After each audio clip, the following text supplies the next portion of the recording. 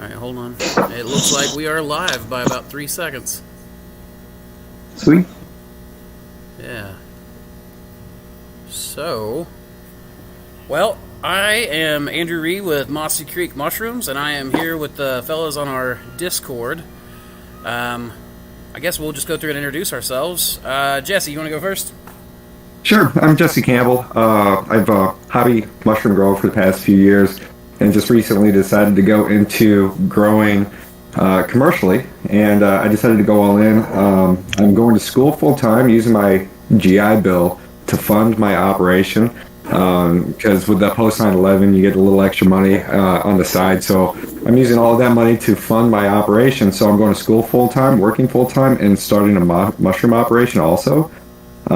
We've had some limited success so far selling mushroom kits until COVID and restaurants restrictions are lifted, and restaurants are more open and farmers markets are open. So that's where we're at, and that's my level of experience, and it's good to see y'all. Yeah. Well said. Awesome. Daly, you want to go? Hey, gang. I'm Daly. I'm a Australian guy. I've been a hobby farmer, practicer for a couple of years now, and just slowly building up my my experience with the idea of building my own business, but just taking it slow and steady. Don't rush it. Don't make too many commitments that you can't keep, and just using my excess money to fund my hobby. I'm nowhere near up to scale yet, but it's a pretty fun journey. It's nice meeting all these other amateur or far more developed mycologists. I don't know what else to say there. I think that's good. Let's see, we got Dan. So, I'm Daniel Sale. I've been a seasonal grower for a little bit over a year and a half now. I'm based in the Highlands of Scotland. I mostly grow on straw, do cold water pasteurization. Happy to be here. And I'm not as experienced as most, but we're getting there. Hopefully look at moving into trying to do this full time within the next 18 months. So just eyes open, ears open. That's me. Heck yeah. Awesome. Hey, Joe Levino, what's going on? Hey, what's going on, Drew? I'm over here at work today. Nice, man. My real job. Nice. Yeah. You want to introduce yourself for the podcast? Yeah, I'm Joe Iovino. I run Cactus Hat Mushrooms as a second job. My primary job is I'm a firefighter over here in Polk County, Florida. So every third day I'm stuck here thinking about what I'm going to do when I get out. We just got 4, so we're scaling up. Life is much easier now. Very nice, man. Awesome. Let's see, we also got a couple of people joining us that are not on visual. We've got Josiah. You want to introduce yourself, bud? Yeah, I'm Josiah. I'm a new grower. I'm planning on starting up within a few months. I'll be growing outdoors. I actually was down in Tennessee a few weeks ago. Andrew taught me quite a bit. I've grown on the hobby scale for about a year and a half, and I'm looking to get started growing outdoors in greenhouses. Nice, man. I like that. Oh, and I guess the other person's Samantha, who's actually on video with me. So, and then we also have Ben Erickson. You want to introduce yourself? Not really. Shh. Always the curmudgeon. Well, you guys all know Ben anyways. Well, we got some questions that came off the community tab before we started this up. You guys mind if we just burn through some? Hit it. Awesome. Samantha, here you go. All right. So one is from Joseph Luino. And it's talking about what mental attributes separate the successful business owner from the unsuccessful. You guys hear that? Mm-hmm. Anybody got any advice? We should ask the successful business owners. Okay, well. Yeah, right? Also, hello everybody that's on the side chat there. So we've got people from Trinidad and Brian Williams, and there's a bunch of people jumping on so far. So Nice. I'm excited. Nice. As far as mental Welcome health on. aspects go, in my opinion. Oh, hey, Joe, do you mind just hitting mute? I'm getting some feedback from you. Thanks, man. Yeah, so we take a lot of quality time. I mean, you gotta make sure that you take care of yourself. So Basically, that means we're lazy. that's true. Yeah, we spend a lot of lazy quality time, and we try to work out regularly. I mean, we're not like super consistent about every day doing it, but we do try to make sure that we are taking care of ourselves, taking time off from the op just to make sure that when the workday's done, we always try to go through and make sure that we've had some time to ourselves, so that we don't burn out. I can see that being important. Easy to get run away with it. I mean, there's a lot to be said for if you live where you work, because that can sometimes be a bit of a burden because you find yourself never switching off. It's nice to have a bit of separation from work and play, but when you live there, it's good if you want to get stuff done, but you need to know when to stop, for sure. Oh yeah, it's actually been a lot easier to take quality time now that we have the op here instead of in the basement, because with the basement it was always, there's just one more thing to do downstairs. Yeah, it always is. All right. What's that, Ben? Yeah, I was just saying that one of the big things for me is it's not really just a mindset necessarily, but it is freaking live by the numbers. Yeah. We try to stay grounded in reality, not just in dreams or fancy ideals. And so, especially like early on, I remember just looking at every different possibility and running calculation after calculation after calculation, trying to be realistic about costs versus expenses, and what were we actually expecting to make out of all this, and was it going to be even a viable business based off of what we knew. And we were always wrong, and so I mean, yeah. So one of the biggest things early on was we learned that if we can't make it on about half of our anticipated return, then it's a stupid project and you should probably just not worry about it. But if you can run off about 50% of what your theoretical gains are going to be, then that's about the point that you're going to end up being. So it's just, yeah, it's really being grounded in what's real and looking at the historical data, and then having goals for the future, and then being in a position to jump on an opportunity when it's there.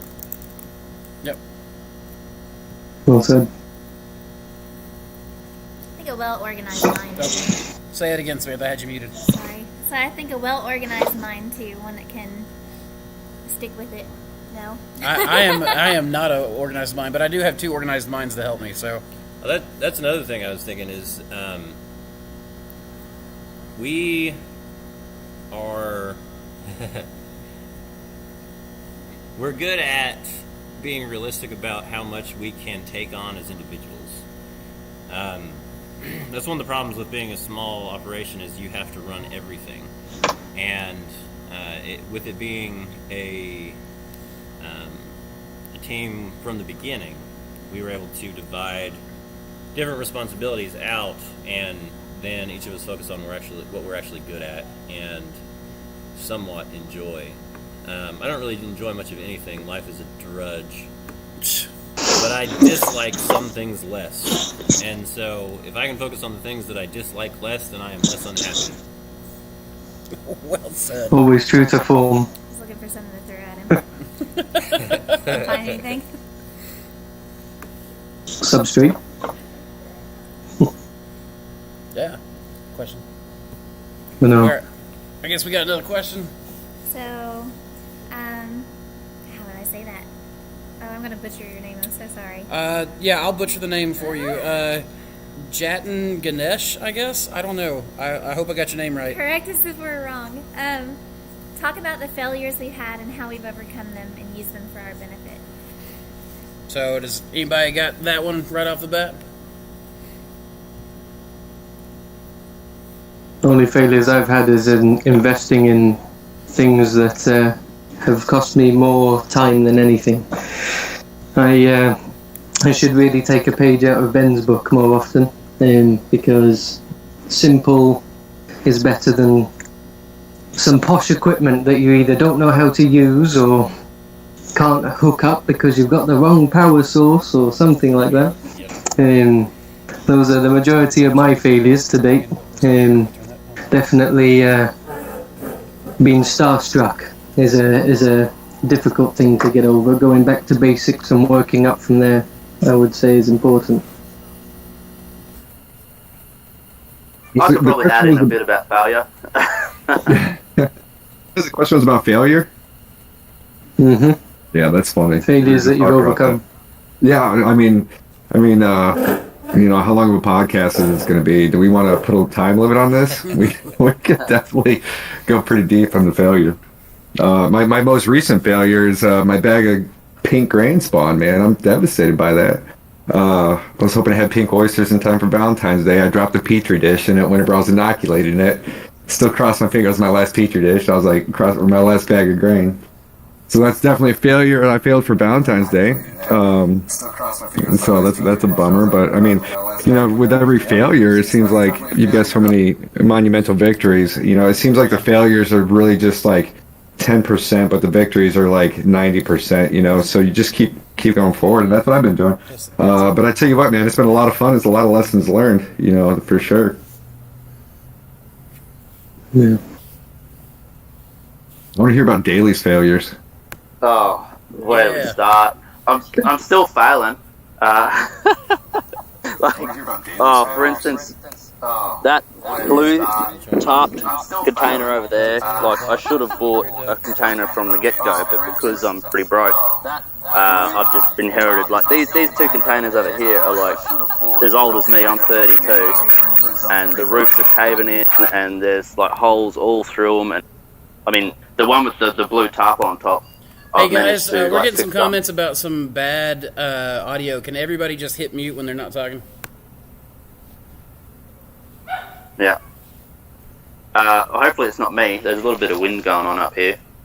But yeah, I've had mouse problems getting into that, and they've been my trials on patty straw and caliside, so I've wasted about $200 from friggin' mice. And so that's a learning curve. You wouldn't think that mice would grain spawn, but what do you know? They are. What else? Humidifiers failing, or just having bad technique because I'm sort of learning myself off of YouTube like everyone else, I think, a bit. What else we got? Doing grain spawn bad. That's an ongoing process. Man, so many. But you can't let the failures deter you. They're a learning curve, and if you're gonna fail, you may as well learn from it. That's my tip on things.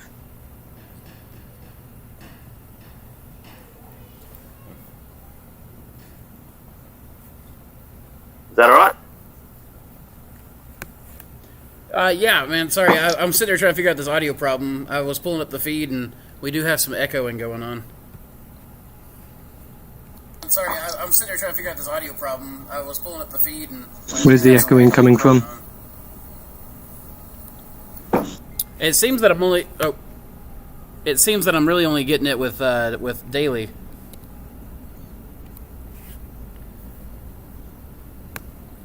It's probably because I'm all the way across the other side of the world.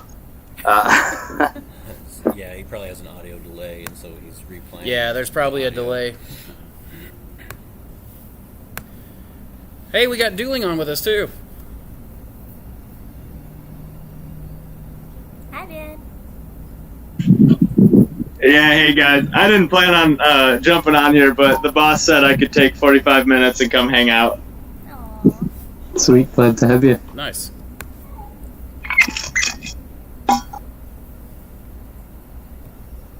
All right. So what are we talking about? Well, right now we're talking about bad audio. I'm trying to get it fixed. Jesse, is that any better now?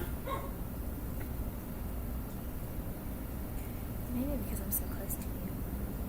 Maybe. Jesse, is that any better now? Yeah, it's a lot better. What else? I want to hear about failures. We're talking about failures, Ben.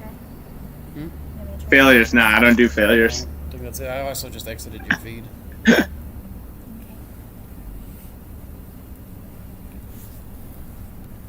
What kind of failures? Like in the lab? So it said, someone asked, talk about the failures we've had and how you overcame and used them for your benefit.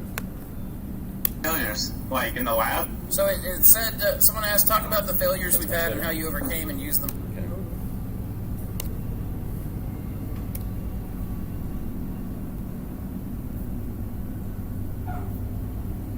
Definitely a tough one.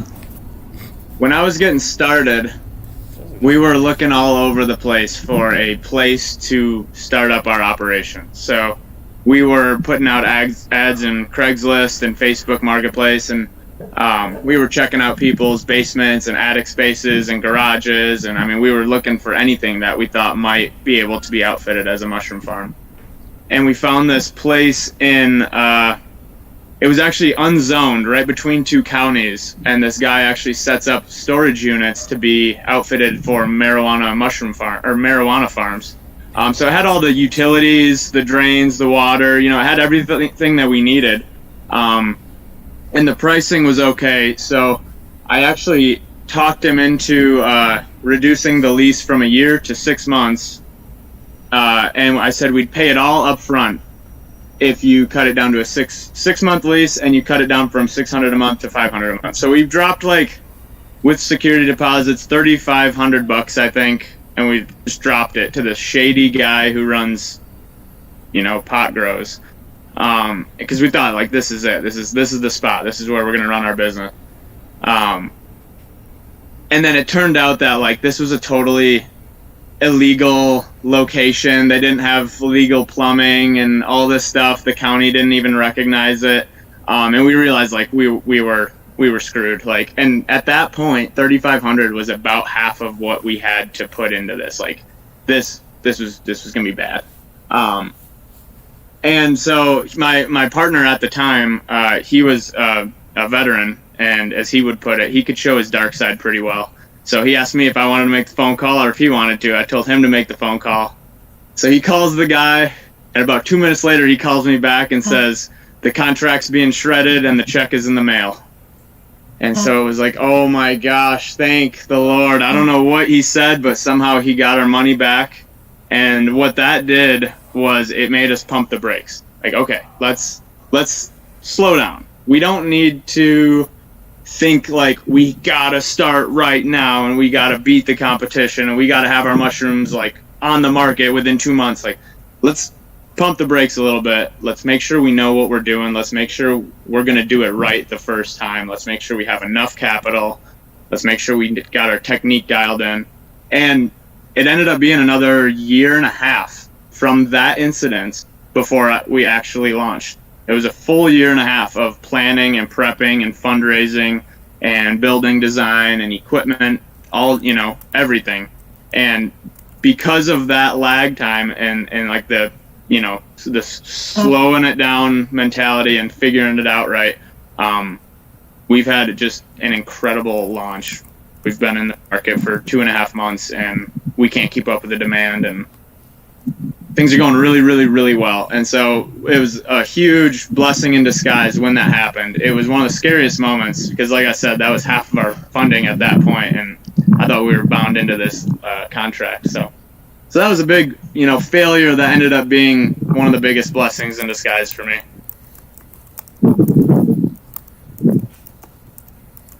Nice, man.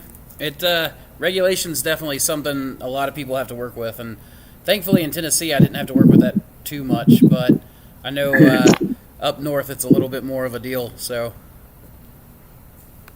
Yeah. It was just basic, very basic. You have to have a legal, your wastewater has to go somewhere. It either goes into a main line or you have to have a registered septic tank, and they didn't have either. So at that point it's we can't grow mushrooms here. That audio hasn't gone good now, or numbers are going up. So, Man, everyone's so quiet. Well, I know, right? Well, we're trying to all be polite for each other, I think, instead of our normal Discord mess. I like the normal Discord mess. I do too, man. I do too. We'll create a little more Discord. Drop your shoulders. Drop them shoulders down. Loosen up, everyone. Right? We're over in shorts. That's the problem.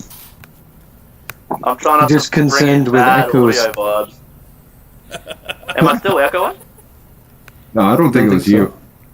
Oh, good. I don't know. You were echoing for me, but I don't. It changed on me, but now it seems like it's doing much better. Oh, cool. That's good. Well, certain people were echoing on Andrew's computer. I think I'm lucky I can get away with it having the mic just there. Yeah, there you go. Yeah, well, I got mine just here, but yeah. Anyway, go, Andy. Yeah, no worries. So we got a question from Zach Bowens. How? Oh, it's another adversities and hardship. We'll skip that one since we've done that one twice. Gareth Foster wants to know good strains to grow together. Has anybody had any experience growing different strains in the same space?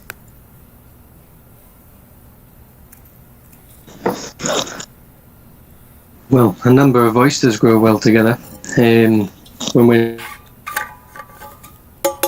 You talking like in the same grow room? Like in the same climate? He didn't specify, so I would just go with your assumption.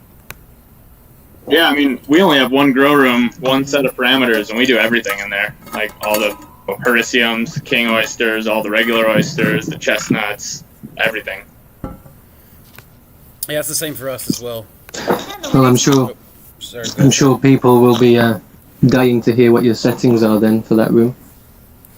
I know in the wintertime our grow room looks very different from what our grow room looks like in the summertime, especially now that we're in this warehouse and the temperatures are a greater swing. But Yeah. in the winter we see a lot of kings and Hericium species. In the colder weather, blues as far as oysters go. And then in the summertime we've got a lot of black poplars and pink oysters and golden oysters and the warm weather oysters and stuff like that. Yeah. But they all do pretty well. Sorry.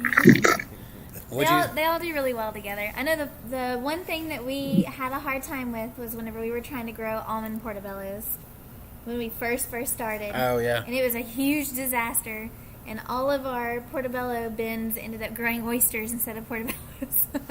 Yeah, true story. So that didn't work out well.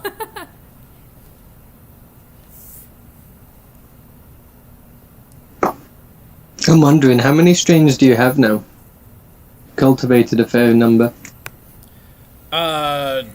Man, I don't even know right now.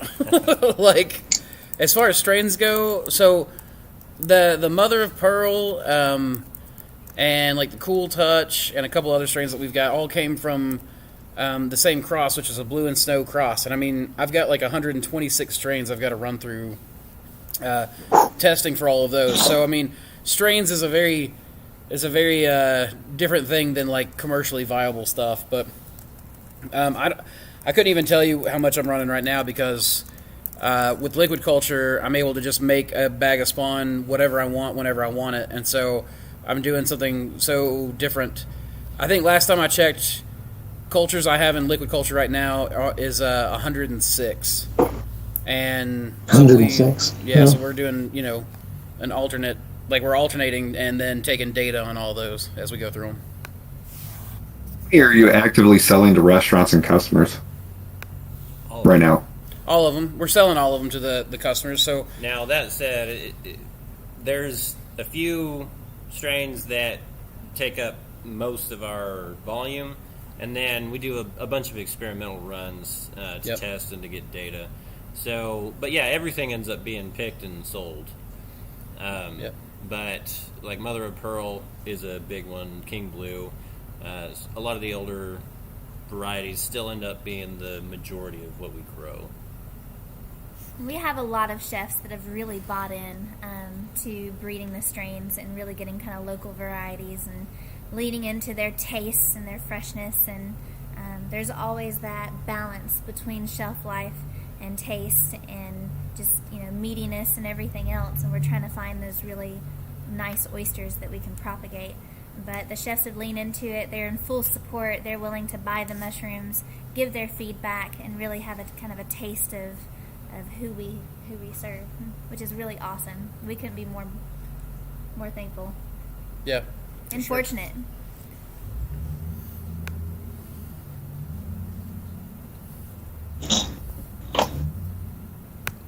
Yeah, so like Ben was saying, we do the majority of our production would be like right now we're doing a lot of King Blue, Mother of Pearl.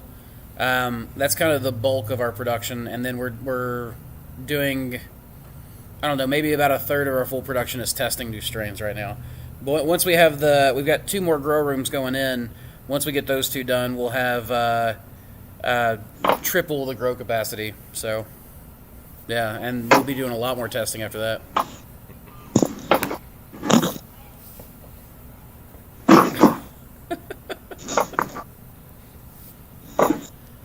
Okay, so this is really funny because somebody just said they just called me the shirtless wonder. I And the just shirtless- read that. The shirtless thing is hilarious because that's a Discord thing, and I have no idea who this person is.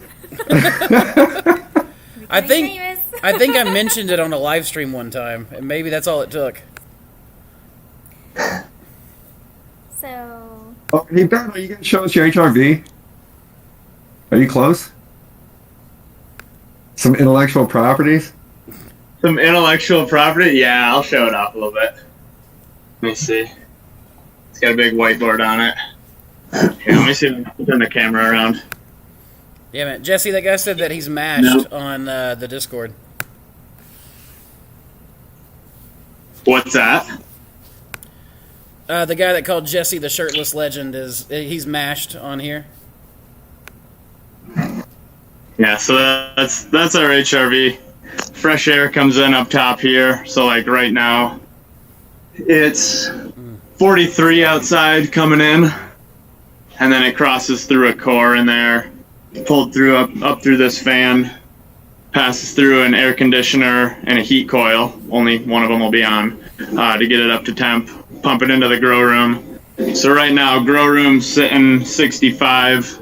So we got 65 degree air coming out, passing back through the HRV. And so you can see we're recovering up to 64. So we're only paying to heat 1 degree right now when it's 43 outside. So That's awesome. Okay. That's so cool. So, Pretty That's great. beautiful. yeah, when you guys were first talking about an HRV, I feel like I was the only person that didn't know what an HRV was. And That's now, not true. I didn't know anything, and I think it's very impressive. And so basically, so that takes you. So it's what's your temperature outside? It's 43. We have a temperature probe coming in right here. So that whatever the air coming in from outside is 43 Fahrenheit. That makes it 95%. And then we're recovering up to 64. So you're pulling like almost freezing cold air into your building, into your facility, and the air that's coming out of your facility is heating the air that's coming in, and it's recovering that Right. raw energy. Yeah. So Is there a motor in that, or is the air it coming motor? out. So it's our system's cross current. The better way to do it would be counter current, but this is just the system we went with. And then I kind of have a little prototype thing. My little manic 8 p.m. run to Home Depot. I had to like build a little shoebox prototype to kind of conceptually figure it out. This would be like a cross current cross current unit. So But it's just made out of this. So there's no core electronic. There's no plastic. heaters. There's no electronics in this at all. This is all like a passive. No, it's totally passive. There's the one fan right there that's pulling the exhaust in our grow room. Those 3 ducts with the big blue filters around them. That's all getting pulled up through the ducting, through there, through the HRV, up through this fan, and out right here. And then fresh air is up there, coming in, and that's just getting pulled in through this fan right here. And then it gets pushed into the grow room. And there's 3 intake or ventilation ducts, and that's right where we have our humidity coming in to mix in with our fresh air from our humidifier. That's amazing. That's absolutely amazing. Well, thank you. I love the simplicity in it as well. It looks kind of complicated, but it's very straightforward, really. It took Ben about like 4 times to explain to me how it works. Were you on the other night when I made the cardboard demonstration? Yeah, I was there. And then I got it. I had to see it, you know. But well, that's like why I had to make the little shoebox thing. I was like, I can't wrap my head around this. I need to like put it in my hands and actually see it, and then it made sense. If your viewers aren't in the Discord at night, you guys are missing out because dude, every time he joins, he's like cooking a different mushroom recipe, or dehydrating mushrooms, or making mushroom chips, or something. Just always, he's like, even when he gets home, he's still experimenting with different stuff, mushroom related, and he's hilarious. I still question whether the cereal he's eating is actually mushroom cereal, or whether it's cereal. I don't know. Dude, that'd be a good idea, actually. I don't think that would be good at all. Yeah, go to Discord. You're an admin. No, I've been trying to mess around with like lion's mane in my coffee, and that's just gross. Like mushrooms in the morning is not good. Not good at all. I don't mind the reishi in the coffee. I was doing that for a while. See, I've heard the opposite. I've heard the reishi's terrible no matter what. It's better in coffee, but it's still terrible. Yeah, you gotta like bitter coffee. Lion's mane isn't bad in tea, though. I haven't tried it in coffee, but tea, it's good. I still need to get a culture of reishi. Hard to get at the moment. It probably is too cold over there, man. Like, I don't know. It's pretty tropical here, so they'll go off. But if only I could make money out of reishi, I'd be happy. I've got 10 bags of reishi growing. I have no idea what I'm going to do with them. They look cool. I heard that you can harvest reishi from the incubation stage. I just don't want to get into, like, I don't want to market the medicinals, you know. I want to stay focused on, like, the culinary aspect. And you know, with, like, lion's mane, if someone comes up and asks about medicinal properties, I can usually skew the conversation towards, like, how you're going to want to cook it. Can't do that with reishi. Oh, possibly, but it'd be like just a minor sort of part to a really big soup, so you can't taste it. It's yeah, I know what you mean.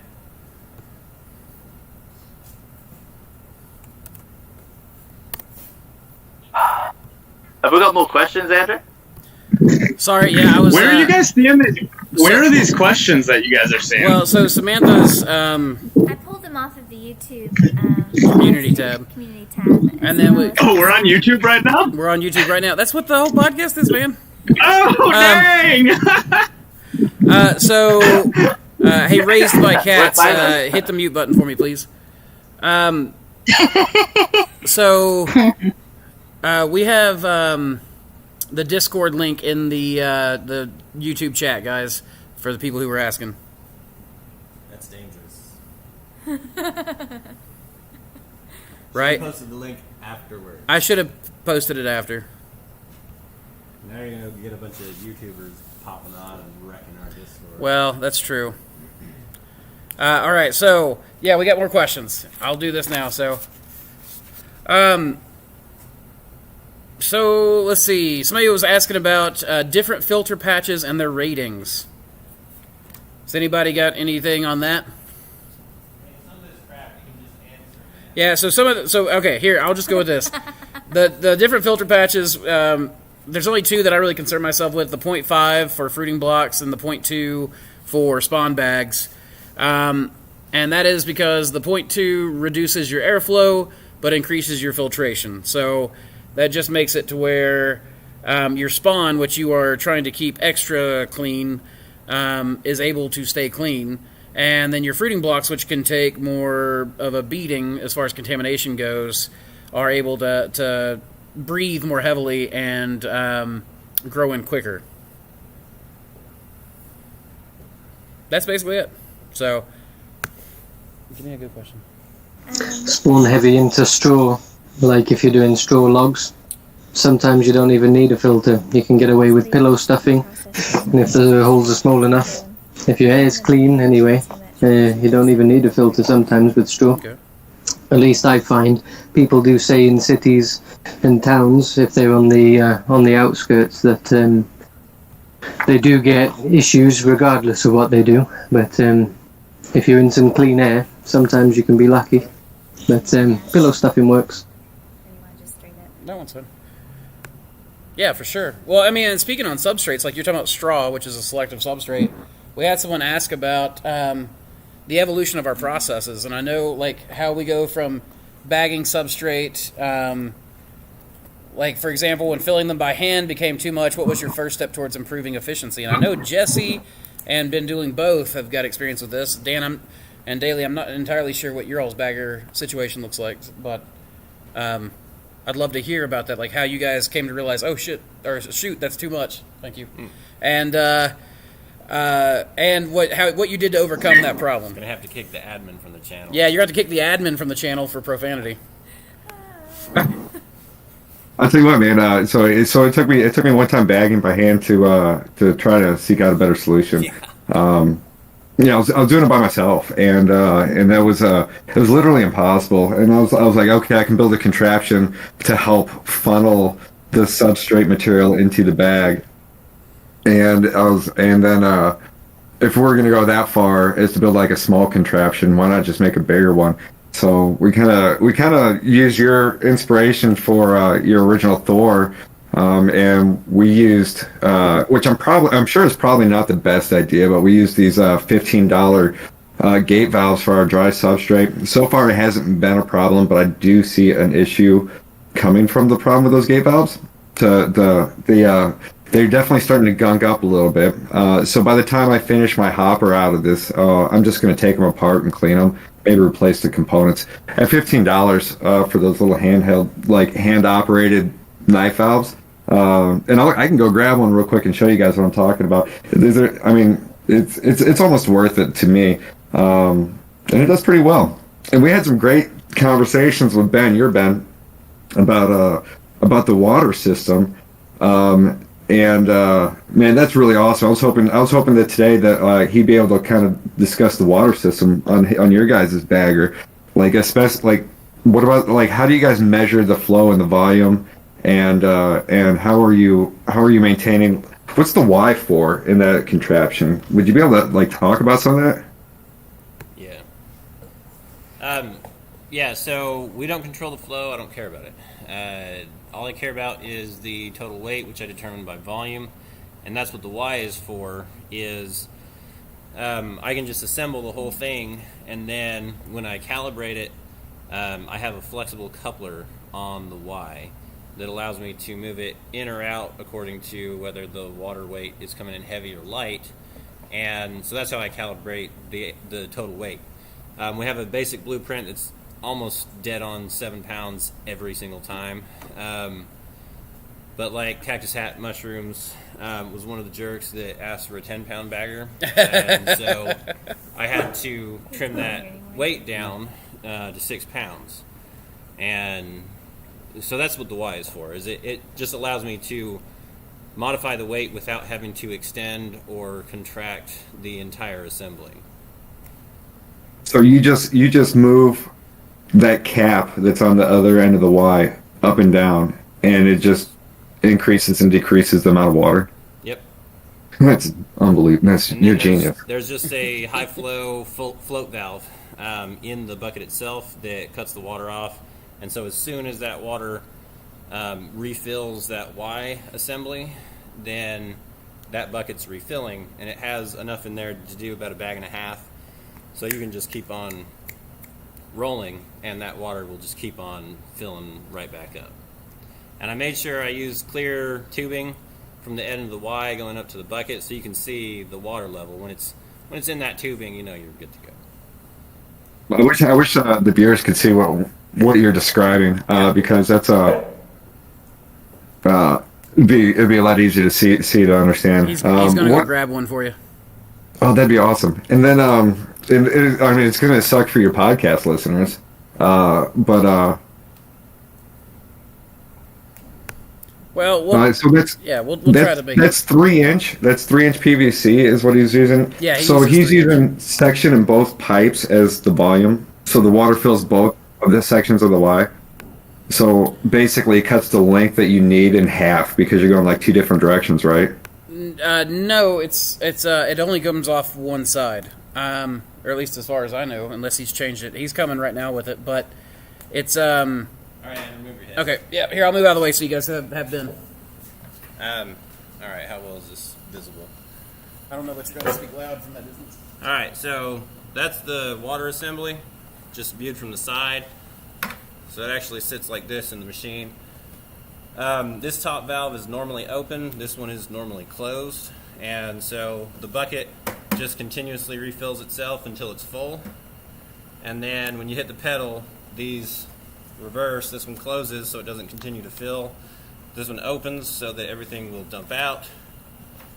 And then the Y, the flexible coupler right here, allows me to adjust it in or out to compensate for a high or low dose of water. And that's the little tube that I was talking about. I guess you can't see it. There you go.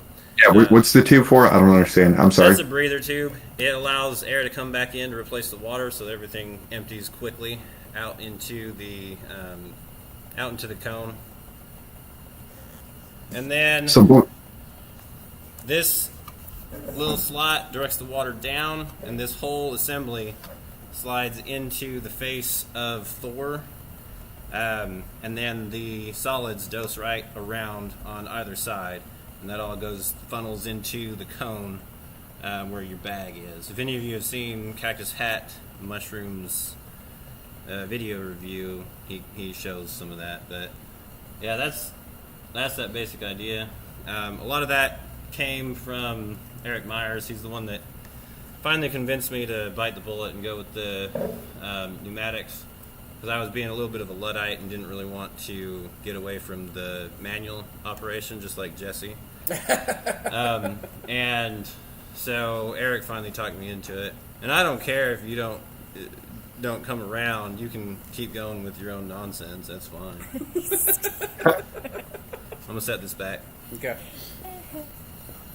I love that. I love that design. I might steal it, but use manual valves and see how that goes. I think it would work just fine, manual. I think it'll work better for the water than it will for my dry substrate, and it's working pretty good for my dry.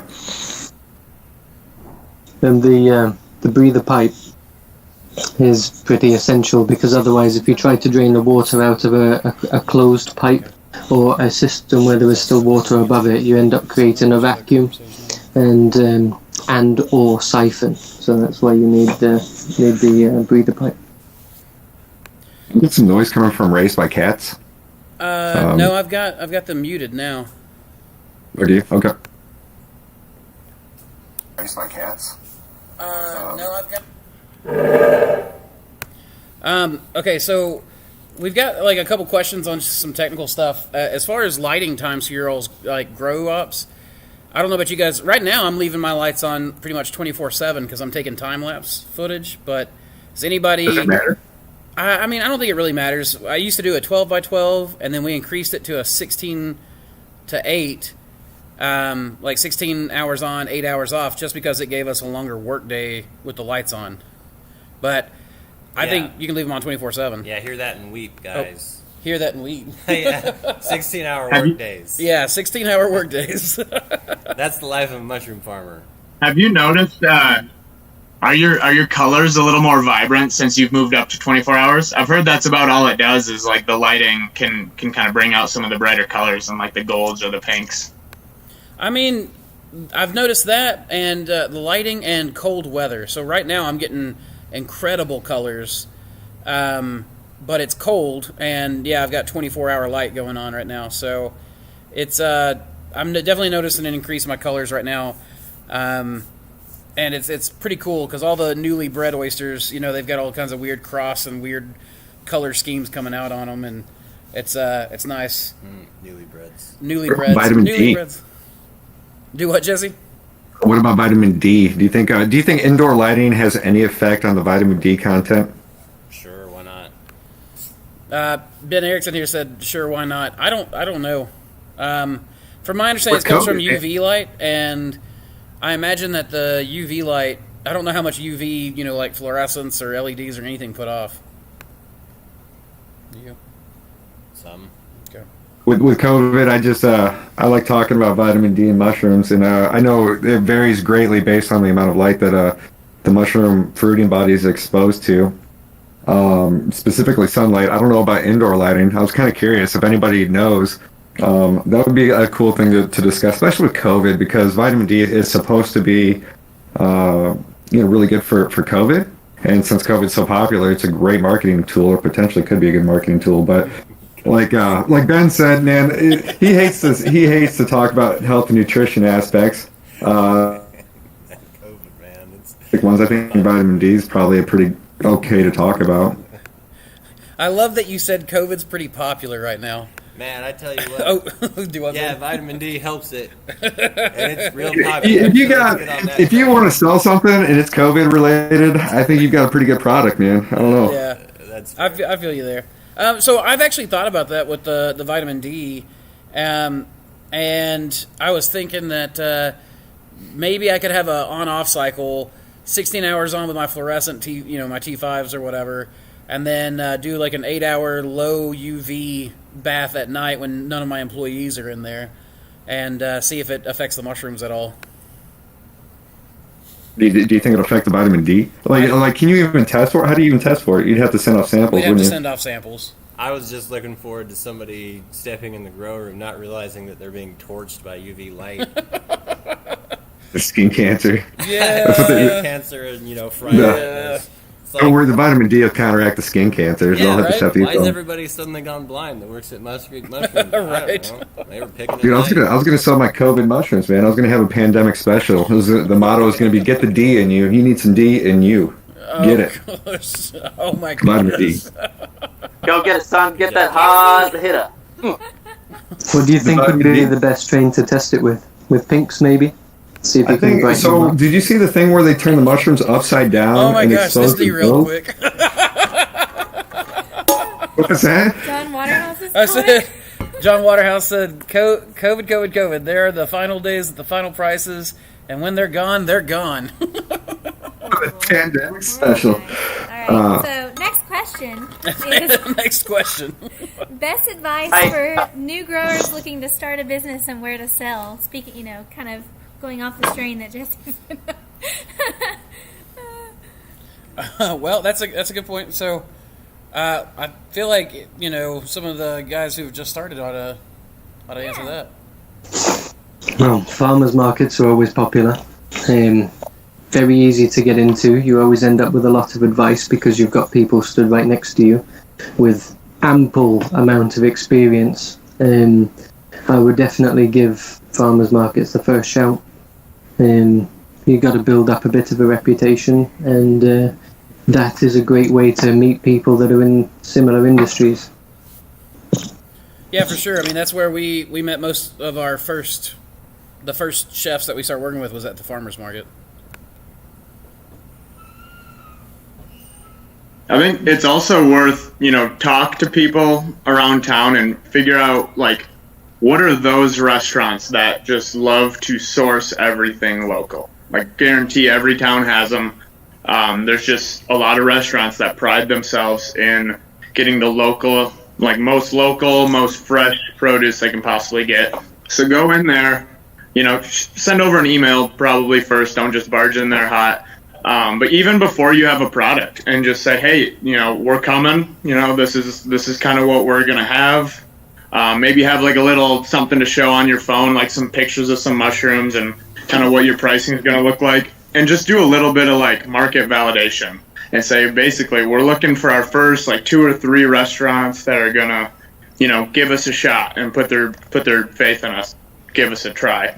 And then when you do get that product, they're already waiting for it. You come bring them that first case of oysters or whatever, and they're ecstatic. They start posting stuff on social media, and then word of mouth is just going to take off once you've got a few restaurants. give them that little nudge to put it on social media if they're not already, once they start cooking stuff with it. And it'll go from there. I like that. Yeah, I like that a lot. Jesse, you want to talk about your kit experience? It's pretty modest, but to me it was a pretty big accomplishment. I was pretty proud of it. Before Christmas, we built our. We actually just went into business on the 1st of January, so we were just kind of selling some of mushroom kits beforehand. We fruited some, but we quickly realized that the demand for the mushroom kits for Christmas just went through the roof. So we put all of our attention, we ran all of our batches, and we stopped fruiting mushrooms and just sold kits for Christmas. And it was good and bad, because now, like, I'm completely sold out. I'm very ill prepared, and I'm kind of in a bad spot. I was hoping to have more kits for Valentine's Day, but I contaminated my pink oyster grain spawn, so I'm super devastated. Yeah, I bet all of you heard. Yeah, dude, it tammed out today, dude. I was so bummed. Oh man, did you load all 40 of those bags first? No, the grain. Yeah. Oh, okay. Yeah, you caught it. You caught it before. Okay. No, I did. Yeah, they're cooking now. So. Okay. Yeah, well, I guess I'm going to run them. I'm going to fruit them, so we'll see. Anyway, I mean, it's not like a loss, you know what I mean? So if I've got spawn bags that are ready to go, I'll find something to inoculate them with. I'll be able to grow something out. Or I've got some more spawn that I can do other types of kits with. So it's not a loss, and that's kind of cool, because there's a lot of flexibility, and whenever you do run into issues, there's redundancy. It's like built into it almost. There's a backup to the backup to the backup. Yeah, my pinks didn't work out, but I had this bag of turtle song oyster spawn sitting there that I'm sure it's just super vigorous. I'm sure it'll be just fine, and it looks like a good mushroom strain. So that was a good and the bad. We sold out way faster than we thought we would on our mushroom kits. But using the money from the mushroom kits, we're going to be able to build a real fruiting chamber. So right off the bat, we're going to come into this rolling full steam ahead with zero debt. I think we're going to be able to build a really decent fruiting chamber, actually, for what we got for it. So that's my story. I think it was pretty cool. Yeah, man, I like that story a lot, actually. I like that, building it on cash flow. I mean, obviously that's what we did as well, as started it off with zero debt. So, and that's definitely the way I advise as many people as possible to do it. There are appropriate times to take on debt to build, your assets, but I love it when you can bootstrap it and cash flow it. Do it. I've got a couple people asking me about Peptone and where to buy Peptone. Guys, I just buy my Peptone from Fisher Scientific. So. Andrew? Yeah. You see, on the debt front, mate. So, I've been asked before, whether or not it would be worthwhile considering a partnership, to sort of alleviate the need for having to apply for loans and grants. What are your thoughts on that? So I have 3 business partners. Samantha is one of them, and obviously, the money that we invested was invested together. And we have 2 business partners. Ben is one of them, and really, he brought more than money. He brought a skill set and a knowledge set that really paved the way for us. So, I mean, that was well worth it. And we have another partner who's a silent partner who gave me a little bit of cash in the very beginning, like back in 2009, when I was quitting school to start this. And he gave me basically just enough to buy my flow hood, and that was well worth it to me to give him a chunk of the company. Beyond that, that initial cash investment just to help me get that flow hood and get where I could really start pumping out clean work. Because I used to produce everything in a steel airbox, and that works just fine, but it's hard to go at speed in a steel airbox. And beyond that, he has brought an organizational and a business mindset that has helped us out a lot as well. So I think that it's fine to do that. Fantastic. But I think that you really should look at, what is this person bringing besides just cash? Like, are they going to be a good investor? Are they going to come in and, really buy into this business working? Not just going, here, I give you money, I want a return. And there is a place for that kind of investor, but we don't know how big these mushroom farms can get. Nobody really knows where specialty mushrooms are going to go in the long run. So I would be very careful to just take on an investor who is just interested in the cash, because what happens if I'm very happy having 10 to 20 employees, but they were like, well, no, I envisioned 50 and a much bigger payroll coming in, that kind of thing. Or Right, what yeah. happens if you don't want to have employees at all and some jerk keeps insisting, no, we can push this farther, and you're just like, yeah, but I want to provide for my family, and I'm like, you can provide for your grandchildren. Yeah, that's true. So Yeah. Ben's the one that convinced me to get out of doing the day-to-day and start working on just building the business and focusing on building infrastructure that will make life better. And I did not want to give up the day-to-day at all. Like, I was like, yeah, but that's the romantic part to me, right? Is I'm the mushroom guy, I'm the lab tech, I'm the whatever. And yeah, I am much better suited to coming in and cleaning up the messes or fixing problems as they arise than I am coming in doing the day-to-day every day. So, Yep. So you found your niche. Yep. So the big thing is, Good. I have a few thoughts as far as business partners. One is, make sure it doesn't have to be your friend. Like, it has to be someone that you actually can deal with spending a lot of time around. And a lot of people can't deal with spending much time around their real friends because they're like, I just grew up with you. Or I just met you at work and we started spending time together. But when it comes, like, you have to be real with yourself. If this is someone who you can trust and you can spend the time and you can work and you can rely on them, okay, great. Let's do this thing. But if it's just someone who has, like Andrew said, money, screw that. We can deal with poverty in buckets until we get things figured out. But like Andrew and I, we've known each other since 3rd grade. He didn't like me that much at that point. But You're the one who said I was the a-hole. All right, guys. it's either way. One way or another, we learned to tolerate each other, and then we became best friends. Actually, I'm number 2 on his list, all growing up. But that's Number 2. That's besides the point. Yeah, I'm number 2 always. Anyway, Samantha's number 1 now. But Oh well, I think you've won now. Circle until she came around. And I met these guys in high Oh, I school. see. I used to hide Ben in art class when he'd take naps. Yep. I'd throw big rolls of paper everywhere. We have a question for you, Dan. A guy named Sean Shields says, "Hi, Andrew. Did you say Dan is growing in Scotland? If that's right, how does he feel if the Scottish climate is a help or a hindrance to indoor growing, re heating or AC to the grow room?"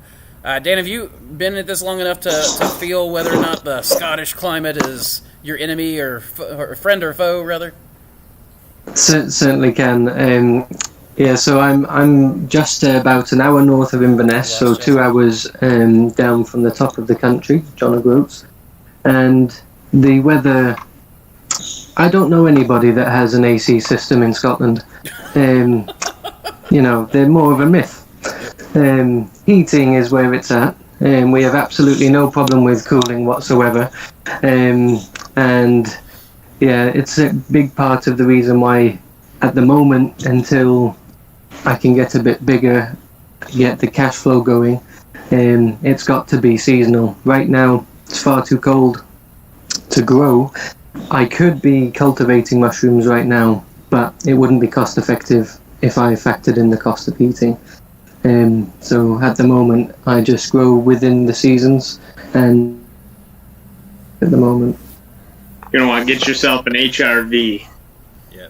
That's what I was just about to They're say. Right. There Right, are no right. such thing as seasons with an HRV. That's amazing. That thing's amazing. Sorry. Daly, are you I've still seen there? yours. I had a question for Daly. So we were talking a little bit ago, and I think Andrew said it about bootstrapping it. Like, And kind of ties into the partnership question, especially if you're looking for funding. One thing that I've learned from Daly is how bloody cheap he could do it. It is. So Daly, like, could you show us some of your setup and like, if you wouldn't mind, because that's really kind of inspirational. That's awesome. Great. I'll Thank show you. you how poor I really am. Dude, I love it, Daly, because I feel like we're like people, right? Kindred We're spirits. kindred spirits. It's like my ancestor. We're peas in a pod. Exactly. We have common ancestry somewhere, and yours just went down south, and mine went to here. Yeah, I think mine were convicts, but anyway. So me and Ben's got this crazy big setup, but then we both bag just with our hands. Like, this is my bagging setup. It's not complicated. I have my It's a street. Scooper Duper, Old Trustedy, and I've weighed that out. That's half a kilo of me free sawdust. I've just got to go pick it up, and then I do Master's Mix, of course. So yeah, scoop it in, and then shake it all about, and then I do. I mean, obviously the automatic bagger. I think you said like 17 minutes for a run. I take about 2 hours. And then I just lay them out here on the ground in rows, and then put in the water after I've shook them up dry, and then put the water in. I cook them in these here drums.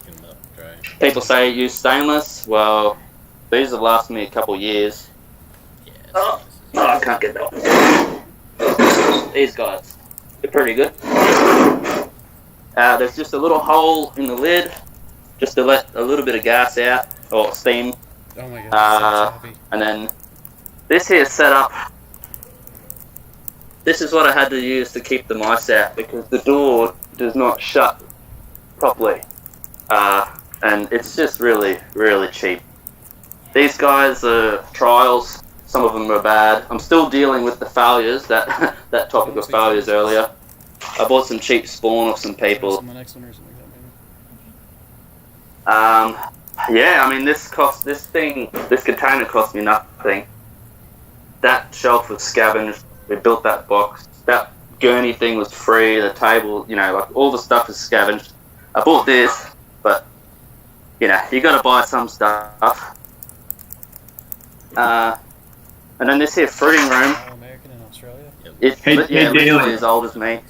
Hey Daly, the video's just jumping around a lot. Could you just move a little slower and take a little more time on each spot, just so we can see it a little more?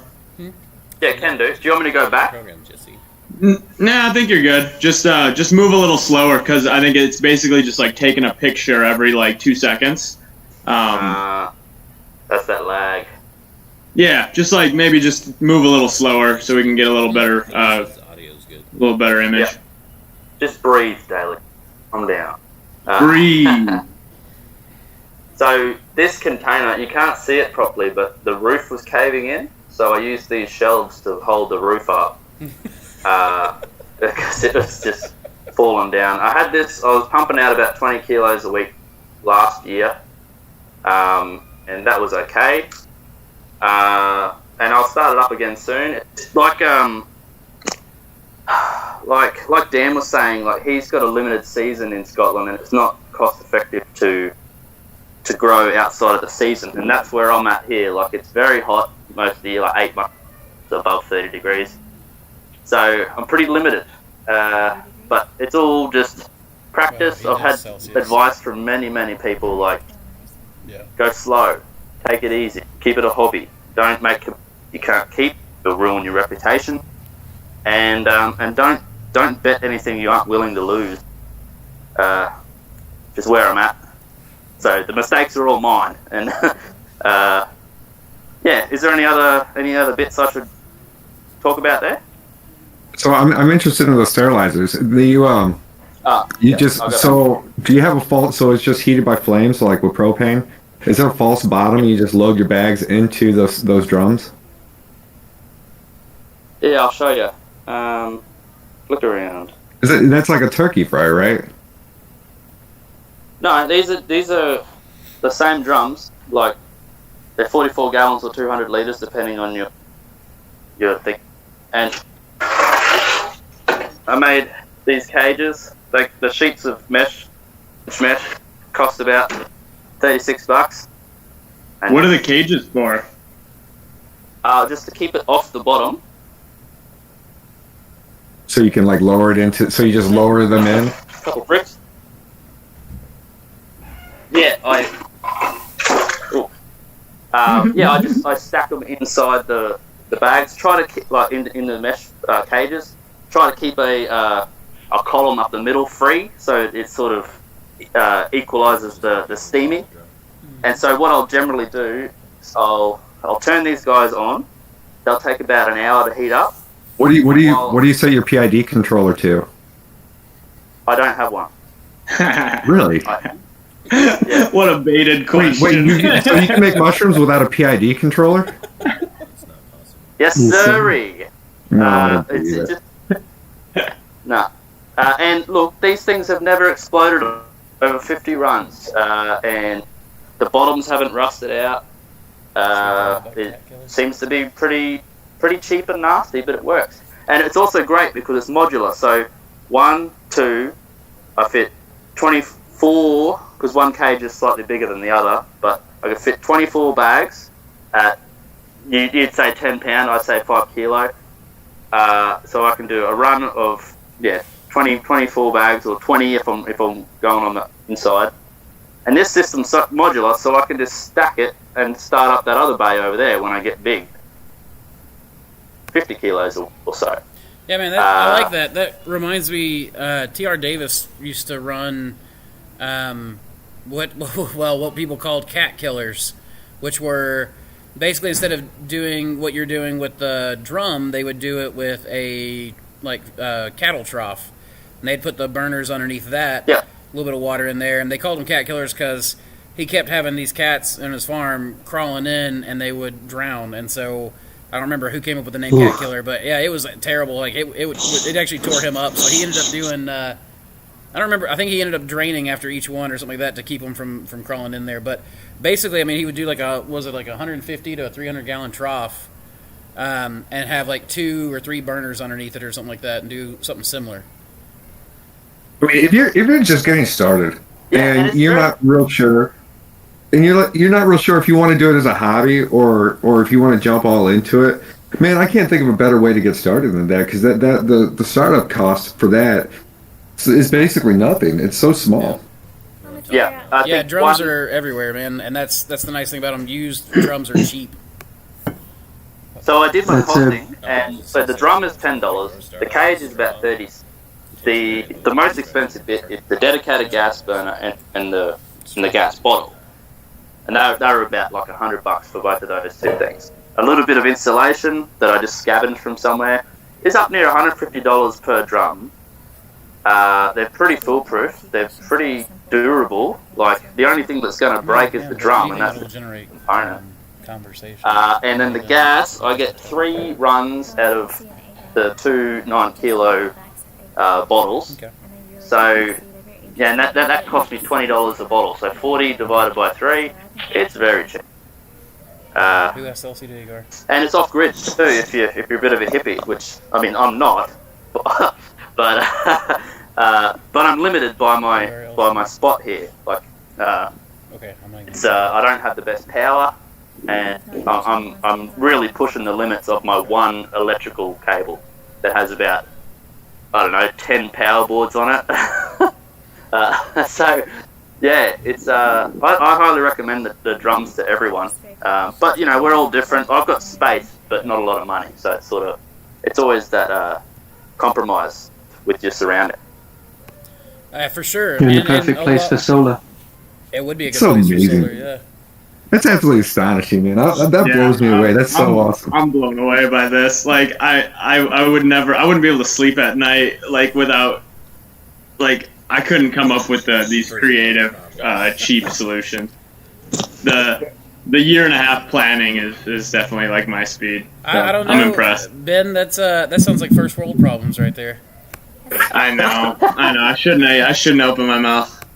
I live in the third world part of the first world country, so. Yeah, it's true. What's funny is that, like, we started up in very, very similar circumstances, of course, at a different point in the overall development of the industry, but Yeah. Yeah, Andrew started out with freaking turkey fryers and propane burners. Like, you're going with 55-gallon drums, you skip straight to that. Andrew started with little turkey pots, and he would stuff the straw in by hand and cook them 3 pots at a time. And he would just do this day in, day out, just chilling out on the porch, just stuffing the turkey pot. And his hands were all raw because, of course, he didn't wear gloves or anything. That's not a thing that you do. And we would bring the pots inside because we lived in a 1920s farmhouse and it was so cold. And we would bring them in and just kind of all sit around them to keep ourselves sort of warm. Yep. But Hey, we got a question on here. I want to hear everyone's opinion on Agar or LC. LC. Agar all day. Agar. There There you go. I mean, LC, but agar to test it and then pitch that plate. No, I agree. So once you have good cultures and you have backups to your cultures and you know how to test your LC, absolutely LC. I think your ability to produce liquid culture and the speed in which it colonizes, it's really hard to beat. But you need to test it. You need to make sure that your liquid culture is good, and you need to make sure it's clean. You need to test it on MEA agar, and if that's not good, you can also do other testing. I know I forgot that one dude, but he does some other types of testing on his agar using LB agar, which inhibits fungal growth, but it'll show you if your liquid culture tests positive for bacteria or not. But yeah, I mean, once I'm playing with liquid culture and with varying degrees of success, and I'm kind of taking a step back and going back to agar. But then you have the problems where you drop the petri dish in your spawn bag. I've got to ask, if you leave liquid culture to settle, does it become a column of agar? Basically. It will solidify. Not agar, but yeah, it'll solidify. Yeah, You get a mat of mycelium across the top, and it will solidify top down. yeah. I've got some LC that I've stirred so much and had stuff grow in, and I've had these jars for a while because they're like unlisted strains, so I don't sell them. So I've got some from like January of last year that are still going, and they're so grown in now, it's basically like agar or like jelly. Like I have to sit there and shake the jar to bust it up. So it can get pretty thick. It is recoverable then. What? You can recover it if it goes like that. Yeah, I mean it's just a little harder to suck up in the syringe. So be prepared for your hand to hurt a little, after you're done, but it'll work. No, it is. I was going to suggest one strategy that we do that I think is kind of nice to prolong the life of your LC jar. So, you pull up your 10 cc's, you inject it into your grain, do a couple drops onto a plate, and that plate is how you're going to test it. You're going to look for contamination. So you've got your bag of grain going. That'll be for next week.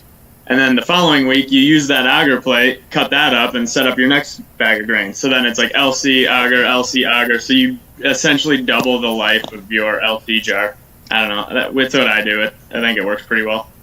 I was talking to Andrew about senescence, and Peter McCoy in his book Radical Mycology talked about how simply the agitation factor of putting your culture to liquid culture can stop senescence or reset senescence. I thought that was really fascinating. I never heard Andrew talk about it in any of his videos, and I know Andrew's a big fan of liquid culture, so that kind of surprised me whenever I read that section of the book.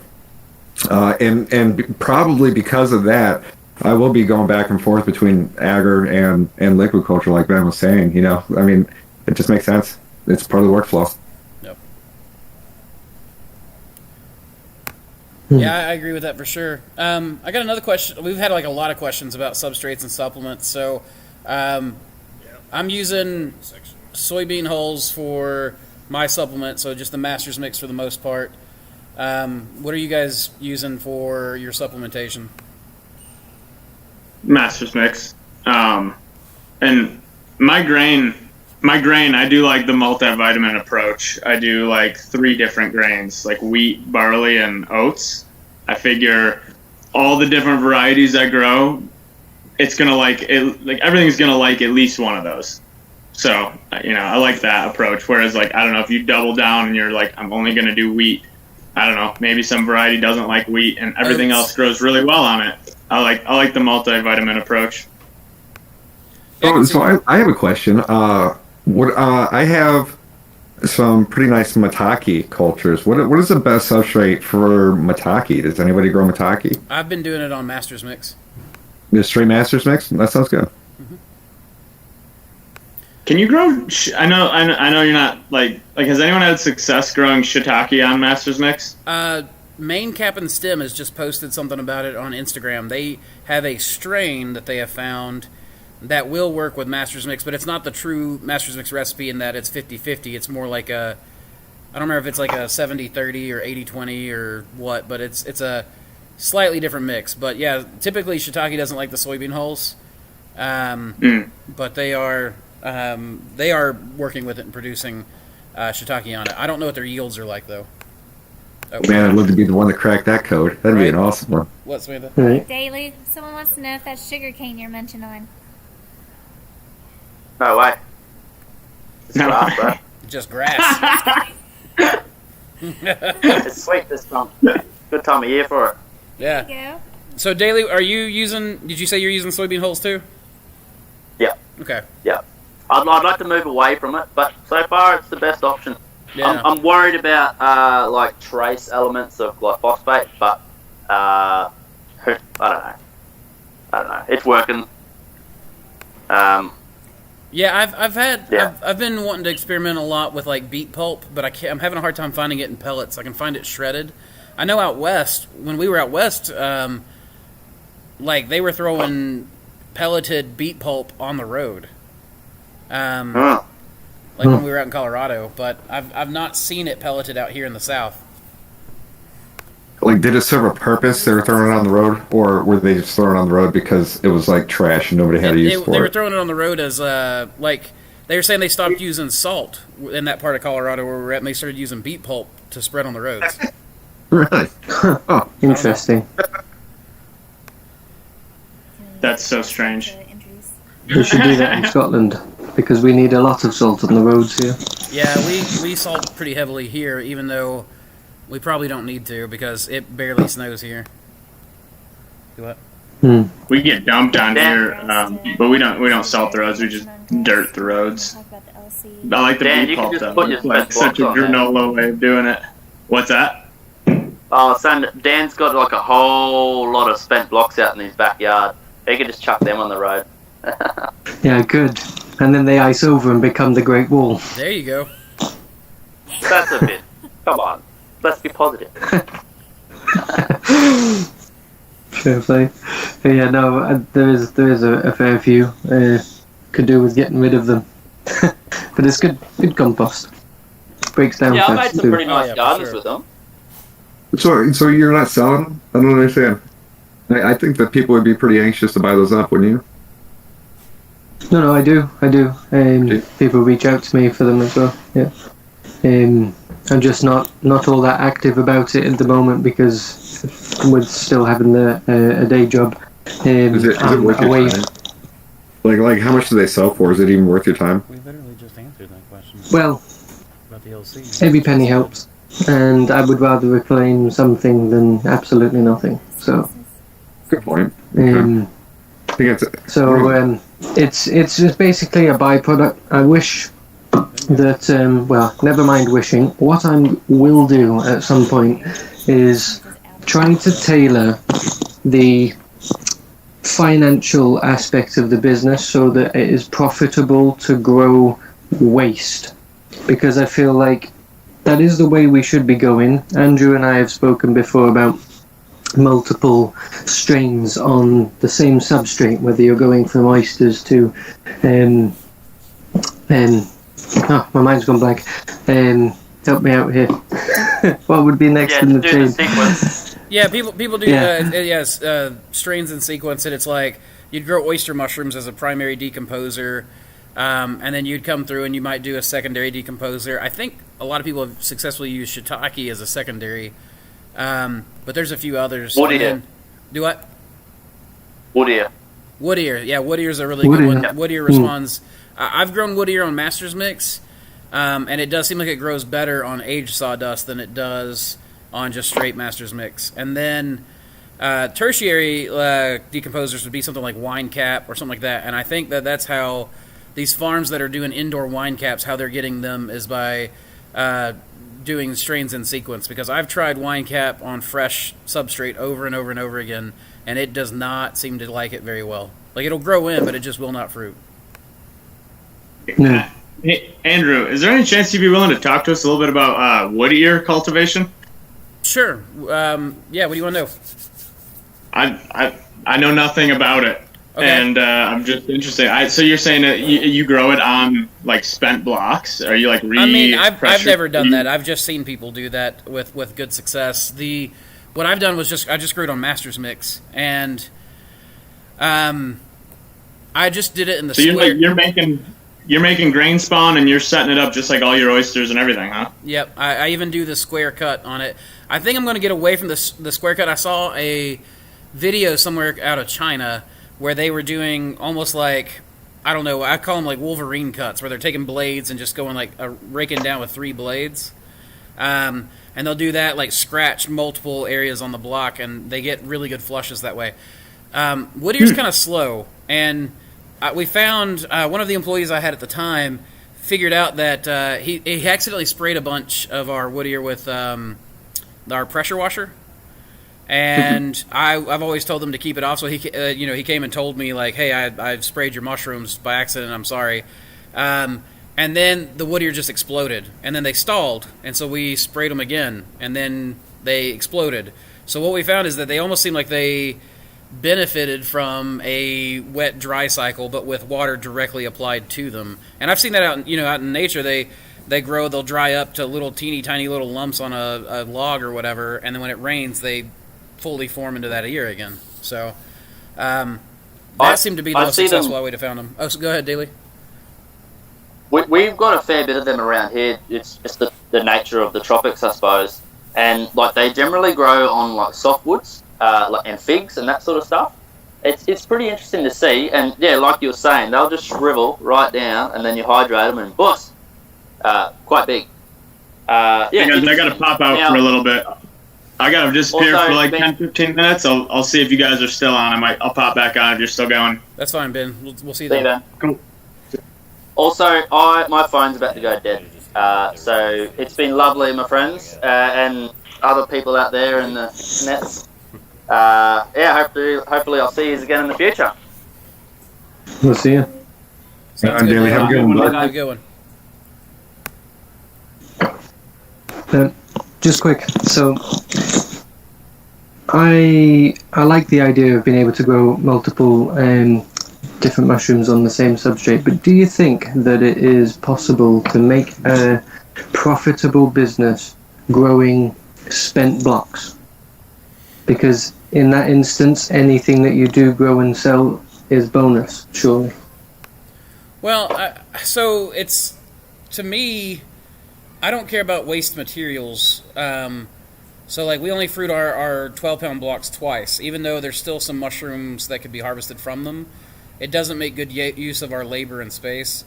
And so what we really try to do is minimize labor at every point. And I've not found a way to work with spent blocks in a non-labor intensive way. Now, this is somewhere where I think that having a pack mixer depositor would come in handy, because you could just throw those blocks in there and have the ribbon mixer churn them up. And then you can hydrate them to whatever level you want to, with your controller, then to redeposit them into bags and move on. And that would be it would not be labor intensive to do that. And that would be a really good way to make use of spent blocks. And I do plan on getting a pack mixer at some point. My plan right now is to get rid of the prototype that we've got for the Thors was called Prometheus. And what we're doing is We're going to get rid of that because I like the baggers that Ben's building now. They've got a much smaller footprint. I'm hoping to get 2 of the pelletized baggers over here in our bagging area, one set up for our goat mix and one set up for the master's mix. And then I'd like to get a PAX bagger to work with different bulk substrates for either testing. It'd make shiitake a little bit easier for right now because I can't find pelletized wheat bran to save my life. It'd allow me to work with the strain sequences like what we were just talking about. And if I ever wanted to get back into doing, large-scale potted tomato plants, I could just mix up my soilless mix and deposit straight into pots. And so, it's one of those things that would give me some flexibility, even though those baggers are incredibly expensive. I like that idea. You've just given me an awful lot to think about there. But no, I like the recyclability of it. Just waste not, want not. I do too, man. I am all about that. The biggest problem I have is my spent substrate always goes to farmers. It goes to our landlord here, the guy who owns the warehouse. He's got a large scale farm. He bought a trailer, like a dump trailer, parks it here, and then we put all of our substrate in there, and he takes it off and puts it on his property. That said, the plastic waste is the part that I don't like. But I'm going to suspend my high ideals for the moment just so I can get a profitable system. Because my idea is no one's going to come out with a better solution for those bags, for the specialty mushrooms, until there's a marketplace for it. So what we do is we use the resources we've got to build the marketplace, then bring sustainability to bear. If we wait until we've got the whole thing, no, waste not, want not mindset ready to go, we may never get started on this and never grow it out entirely. That is a very good point. Yeah. With you there 100%. Absolutely. Jesse, you have a list of questions, don't you? Do you have any you want to go over? Actually, there's a couple of pretty good ones in the chat. The one that I was hoping that I could tackle before you got to it was the oyster strain. Somebody asked about the oyster strains indoors they wanted to start growing. Okay, I haven't seen that one yet. So this was John Waterhouse. He says that I would like to start working with an oyster variety, and I hope I'm not skipping over any questions that you guys haven't got to. This one caught my eye, and it made me want to tell the story about your king blue oysters on my basement floor, because that was the turning point. That's what convinced me. So, like I said, I've been growing mushrooms just recreationally as a hobby for a few years, and I was really not really taking it very seriously, and I had purchased your king blue oysters. I bought a culture. I think it was a culture plate at the time, because I was only working with agar, and I had grown it out a few times, and then I had a couple of contaminated bags, and they were very contaminated there, and I just sat it on my basement floor next to my basement door, and as a reminder to throw it out the next time I take it to the compost bin the next time I walk out the door. Well, I forgot about it about a month later, and that mushroom had grown out of the filter patch, and it wasn't just a little mushroom; it was a giant freaking mushroom. And I was like, I hadn't squirted it with water. There's completely no humidity or climate control at all. This sucker just grew, and it just wanted to grow. And that's the minute that it convinced me to start growing mushrooms. I was like, if I can get this strain and grow this strain.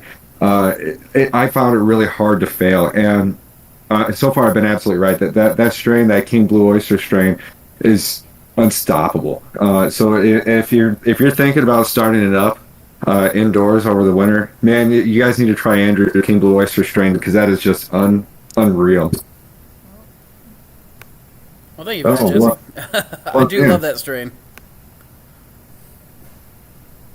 And then I'm also super excited about that new oyster variety that you just sent me. It's like, where'd you go? Andrew, it's the mother of pearl. Oh, the mother of pearl. Yeah, man, that one is my new favorite oyster. As far as the ones that I've bred, that one is just amazing. So which do you prefer? Do you prefer the king blue oyster or the mother of pearl? I mean, can a mother really choose between children? No, they're two. Like from what I understand, they're kind of two different, totally different types of oysters, right?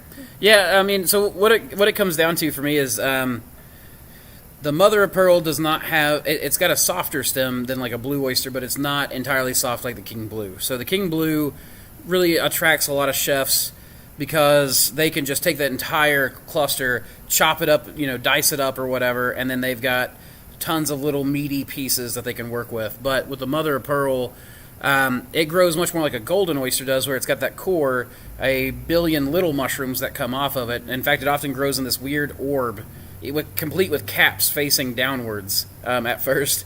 They all flip up, and then they continue to grow, and then we know to pick it when it turns white, which I actually really like. It never occurred to me that you might be able to have a mushroom that's indication, like it just changes colors to tell you when it's ready to pick. But the big thing for chefs on that one is the presentability. Because the caps are smaller, they can serve whole caps.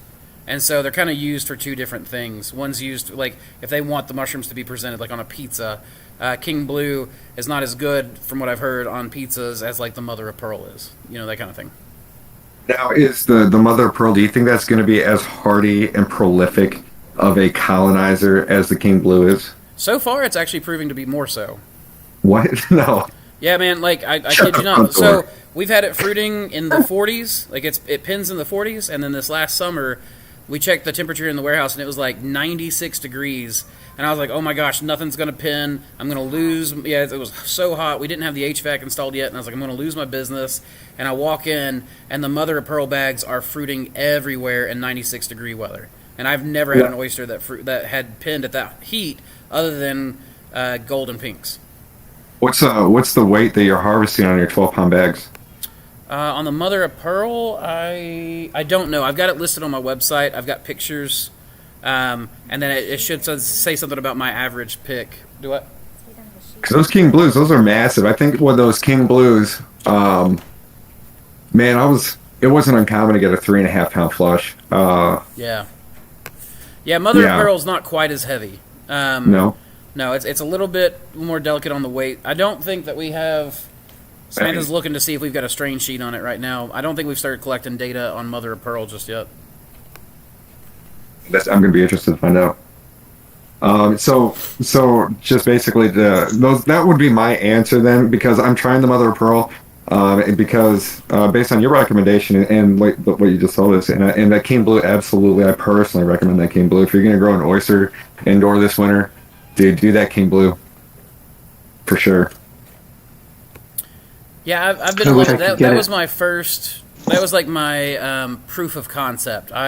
I did not take good notes. I do know it was a blue oyster and an elm oyster that crossed to make it, but I don't remember if I used elm A or elm Z for it. I believe it was elm A.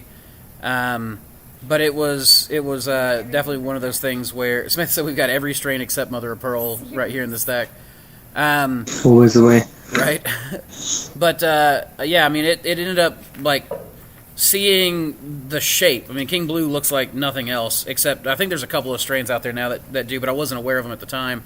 And it was like, okay, you can breed strange-looking mushrooms that are very as different from each other as any other mushroom out there. So,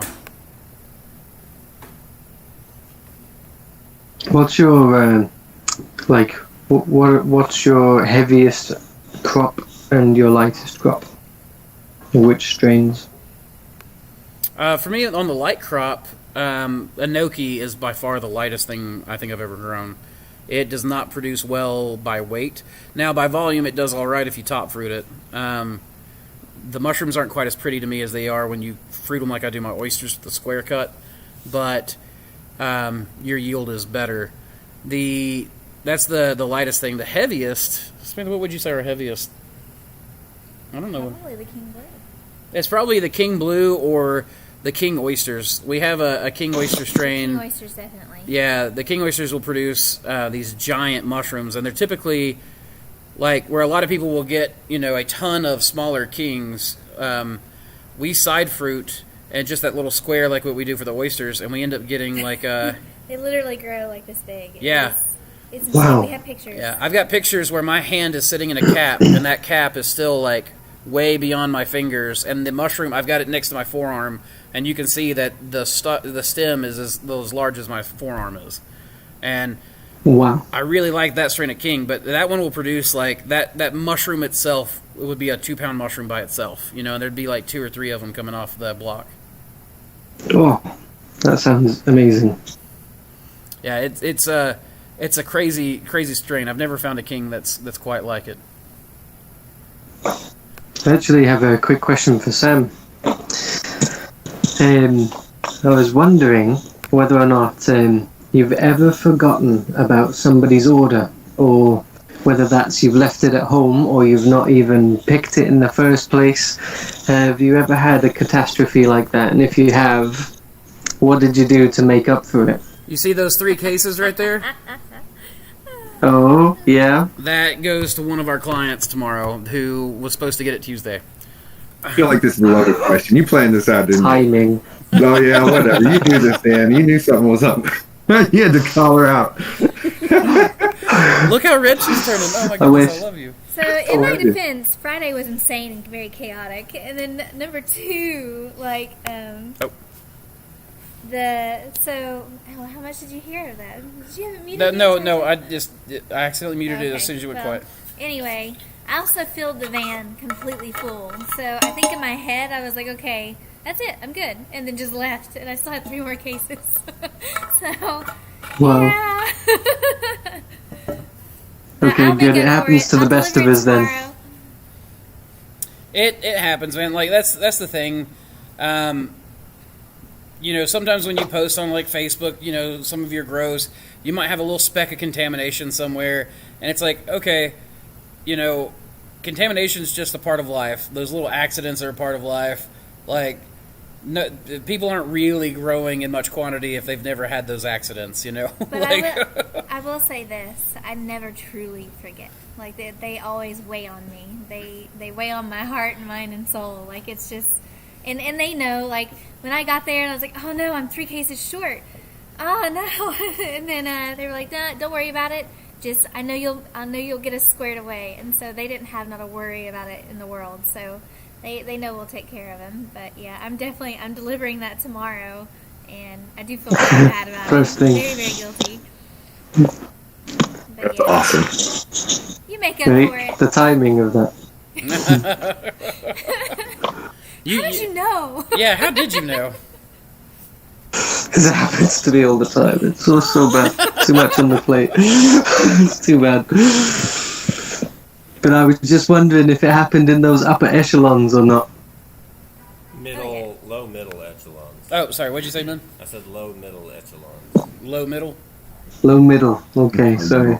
I had a question, but maybe we can grab one more from the chat before I ask my question. Sure. I don't have one prepared. I've been trying to find them, but... Just ask your question. Yeah, just ask your question, Jesse, while we're looking for another. What's the boiling point of water? It depends on your elevation. Here, it's about, 209? No, it's very close to 212. Oh, Ben said it's still close to 212 here, but I know that it changes with your elevation.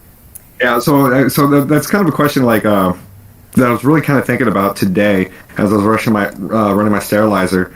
And what is the point of? And it's got to be related to the boiling point of water, which is obviously 212.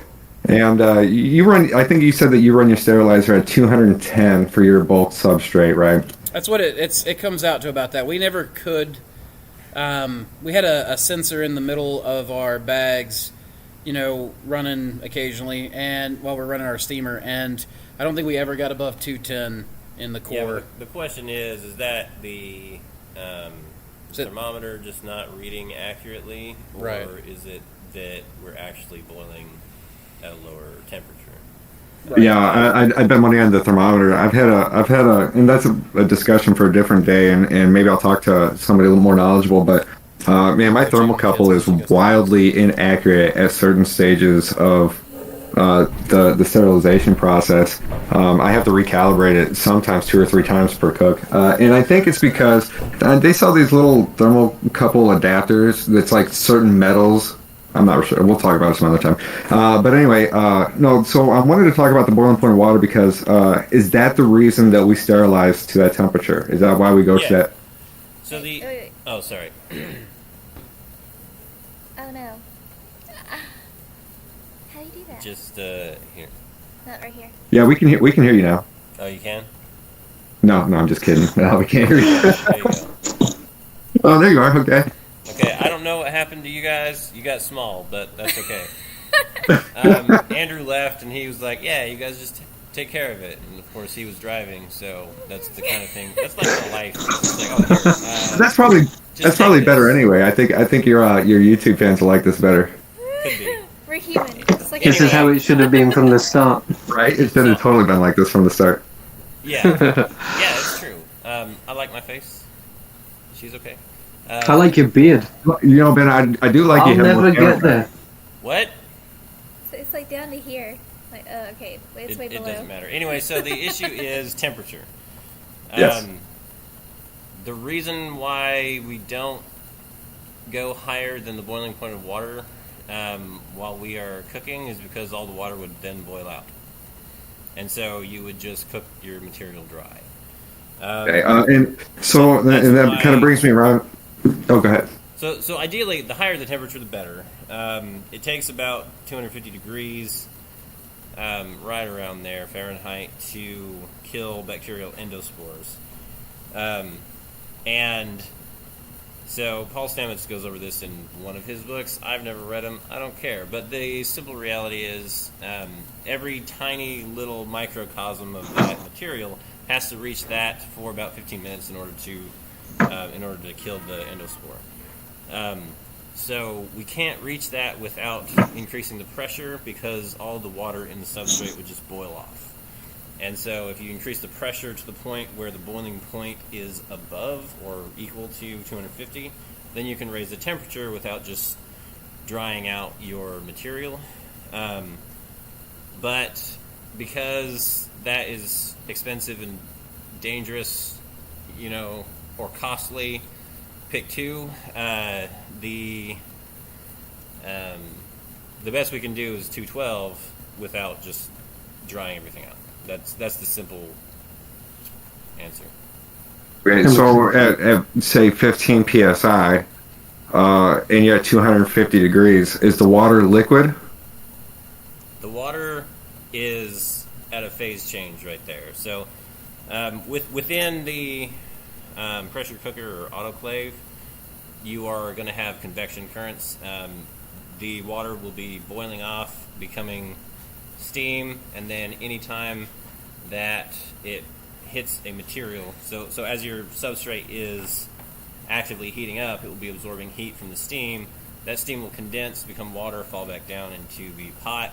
Fresh steam will fill its place. That's why steam is so effective, is because the energy transfer is so much higher than air, because as it cools, it condenses into water, and fresh steam will always be rolling in its place. So as you're heating, you don't just have stale air that then has to run through a full convection current.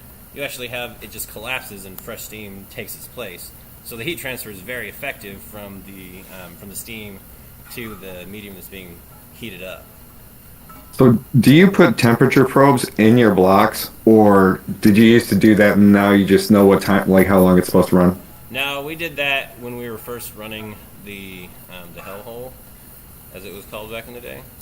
In order to, oh my gosh, I forgot about that. In order to get an idea of how long things were taking, and then once we got things dialed in, and we realized you can just run it a little extra long. It's whatever. We just quit because we just knew, okay, you run for this long. When it's about this warm outside, we call it good. Oh, so it changes whenever the temperature changes? Yeah, when it's super cold outside, then we'll run it longer. I call it the sacrificial bag. I actually poke my thermocouple inside through the bag. Yeah, I stab it through there. And that's what I've been trying to get a good estimate on the time. But Yeah, it's been varying pretty wildly. I don't know if it's because my thermocouple isn't accurate. I feel like it's not as accurate at certain stages of the cook. I'm not. Yeah, but the best way. So like you can calibrate it for the low end if you stick it in a glass of water, and that makes sense. But I don't trust necessarily the high end. So I put it in the open steam chamber, and then I kind of do a surface temp, and it should be pretty close. Do you guys have any better suggestions for calibrating the upper end of the thermocouple, or is that not necessary? I don't know. I remember my dad, when he too was long. doing measurements, he would do ice water for the low end, and I don't remember Boiling water for the ever top. taking anything for the high end. Boiling water usually works well for calibration. Well, again, the issue there is, like Jesse was saying, what's the boiling point of water? Now, if you have a thermometer, then you can get an idea of what your local air pressure is, and the boiling point of water is a function of the pressure of the ambient air. Yep. So you can figure it out. Yep. There's some maths you can do. So in a pot of boiling water, that whole pot will be at boiling temperature. It'll never go higher. It will not go higher because at the moment that it goes higher, then it nucleates and turns into a ball of steam, and that's what the rolling. Feels like grade school science to me, but yeah. I'm trying to say when you get a rolling boil. A lot, like a super rolling boil is the same temperature as like a normal boil. Yep. Yes, It's just gotten faster. It just has more energy that's being converted, or that's converting the water to steam. Yeah. All right. Well, next time I'm going to take my hot plate out there and boil some water, and I'm going to see if that upper end is pretty accurate. That's a good idea. Thanks, Ben. So we've had a few questions about mushrooms growing out and then the caps turning brown. So basically what it says, I've been growing MOP, King Blue, and Black Pearl King, and a lot of them have been browning on the cap when they are close to being fully mature. Any ideas on the cause of this? You guys experienced the browning? Normally it's just Not me. you have too much airflow. I think I personally, and I don't know, but I think it's due to in my part of the country they run the heater in the wintertime and it's drier air. That's what Ben just said too. Yeah, it was typically it's drier air for us. I've also seen browning, specifically whenever it's past that prime point and it's a little too mature, and it has spored on itself and become kind of slimy. Oh, I didn't think about the spores. That certainly could be. And it's almost like a brown-purple color. I've noticed that at times, especially when we go a long time, like over the weekend or something, and we miss a cluster. Yeah. Well, that could be quite telling then, I suppose, because from the comments, there was that John Waterhouse, he asked earlier whether or not it was beneficial to have so much humidity, because he thought that there would be in Scotland, and it is very humid all the time because it never stops raining. So it's probably a part played there. That's kind of the way it is here. We don't really see that browning so much except in the summer, and about August is our most difficult time to grow mushrooms, and it is hot and dry in August. I mean, dry is a relative term in East Tennessee, but yeah, it's only like 60% humidity outside. Right. It is dry, and we all get chapped, and we run around trying to find something to moisturize our skin. Yep. It's crazy because I went to Colorado. Well, we were up in like West Vale or something like that for a consult, and when we were in West Vale, man, I was like, oh my gosh, yeah, I know what a frog feels like when it's away from a water source now. Like, I've never experienced this. And I got so sunburnt. Oh my gosh. It wasn't even funny. I was quite comfortable. I have very oily skin, so, like, I always... I live in a terrible climate for the person that I am. Yeah. I will say that I have seen the brown whenever it causes the pins to abort. Typically, I've seen that whenever your humidifier is dirty. So, if you don't keep good care of your humidifier, like we clean ours weekly, break it down, bleach it, and then rinse it, and then put it back together. And by we, I mean the employees. And but they break that down every week, right? Because we want to make sure that it's clean. And a weekly cycle is probably a little too much, particularly in the wintertime. But what I mean by too much is, we're probably doing it more often than we have to, but it's one of those things that if your humidifier gets bacteria in it and you're using one of those ultrasonic foggers, they can actually atomize they can basically put the bacteria into the humidity and be carried away. And so you can literally just spread a bacterial swarm through your crop, and you can lose an entire crop if you don't take good care of your humidifiers. Do you put any additives in there? Oh, sorry. No, we don't do any additives in ours. No, we just clean Do it. you do the UV light? Nope. No, so I have it set up to where that's the only positive pressure in the grow room, is it extracts air from the outside hall where we pre-treat the air, and the fan is actually set in the wall through a duct that goes into the humidifier, and then the exhaust pipe goes up. But it's always pulling fresh air into the humidifier. We don't recirculate through the grow room, and that's to try to keep down any latent contamination that's already happening inside the room. You won't be spawning basically whatever crud is growing in there into your humidifier to recirculate. Yeah. Ben Sporadic, he has a UV light in his tub. And I think he said the House of Hydro sells them. He said that he goes like a month without changing his water and it's still crystal clear. So I've thought about doing that. I actually have one that's set up for aquariums, and I thought, well, that's perfect. That would work just fine. It would just recirculate water and run the UV through, run it through the UV light. But I just haven't done anything, or I've talked to Ben about setting one up or anything. But I would still clean once a week regardless. Yeah, I've been dumping a bottle of peroxide in mine, and I still get the sludge and stuff like that. I don't think it's a reasonable amount of maintenance. So I think I'm gonna try the UV light. So I can dig that. We break ours apart, like I said, and bleach it out. And what I would like to do and have not done, though I've been saying this for 2 years, it's I should just do it. But I'd like to have 2 different reservoirs, so we can just uncouple the reservoir we've got, swap out a brand new reservoir, the one that we've had in storage, take the other one out back, pressure wash it, bleach it, let it sit in the sun for a very short time, and then just let it dry completely for a week before it gets replaced. And that way you've got even that dry spell to stop any bacteria or mold in its tracks. Really disrupt it. Yeah, I see what you're saying. That's probably a good idea. Yeah, kind of like, what do they call it, rotational grazing for cattle, except you're you're removing the grazing field. Greg Judy, man, rotational grazing, man. He's my hero. You guys know about Greg Judy? I don't know Greg Judy. I picked that up from Joel Saladin, but I don't know. Joel Saladin, yeah. Check out Greg Judy, man. That guy's a rotational grazing genius. Okay, I'll check him out. I've always wanted to raise cattle, in particular Highland cattle, and there's a big farm here that does Highland cattle just down the road from me. But, I've got too many projects as it is. So I at least like to watch videos about raising cattle, so I'll check that out. That's how you chill, is it?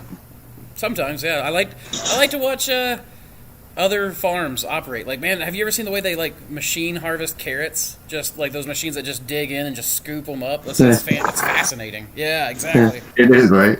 Mm-hmm. Someone says a spoonful of peroxide in the water. No, I dump a whole bottle of peroxide in my stuff. I tell you what, man, my fogger makes some sludge, dude. They will too, man. It'll grow in the summertime. It grows fast. Even in our basement, it would grow really fast. You get this brown sludge, and it was super slippery. If it got on the floor, it felt like it was 10 times more slippery than ice. Let's see. We've had somebody ask. Samantha said this. They've asked the question twice now. When you buy LC, say from Mossy Creek Mushrooms, and you squirt some on agar, what's the recommended expansion of the mycelium after that? And can you squirt LC directly into long-term culture slants?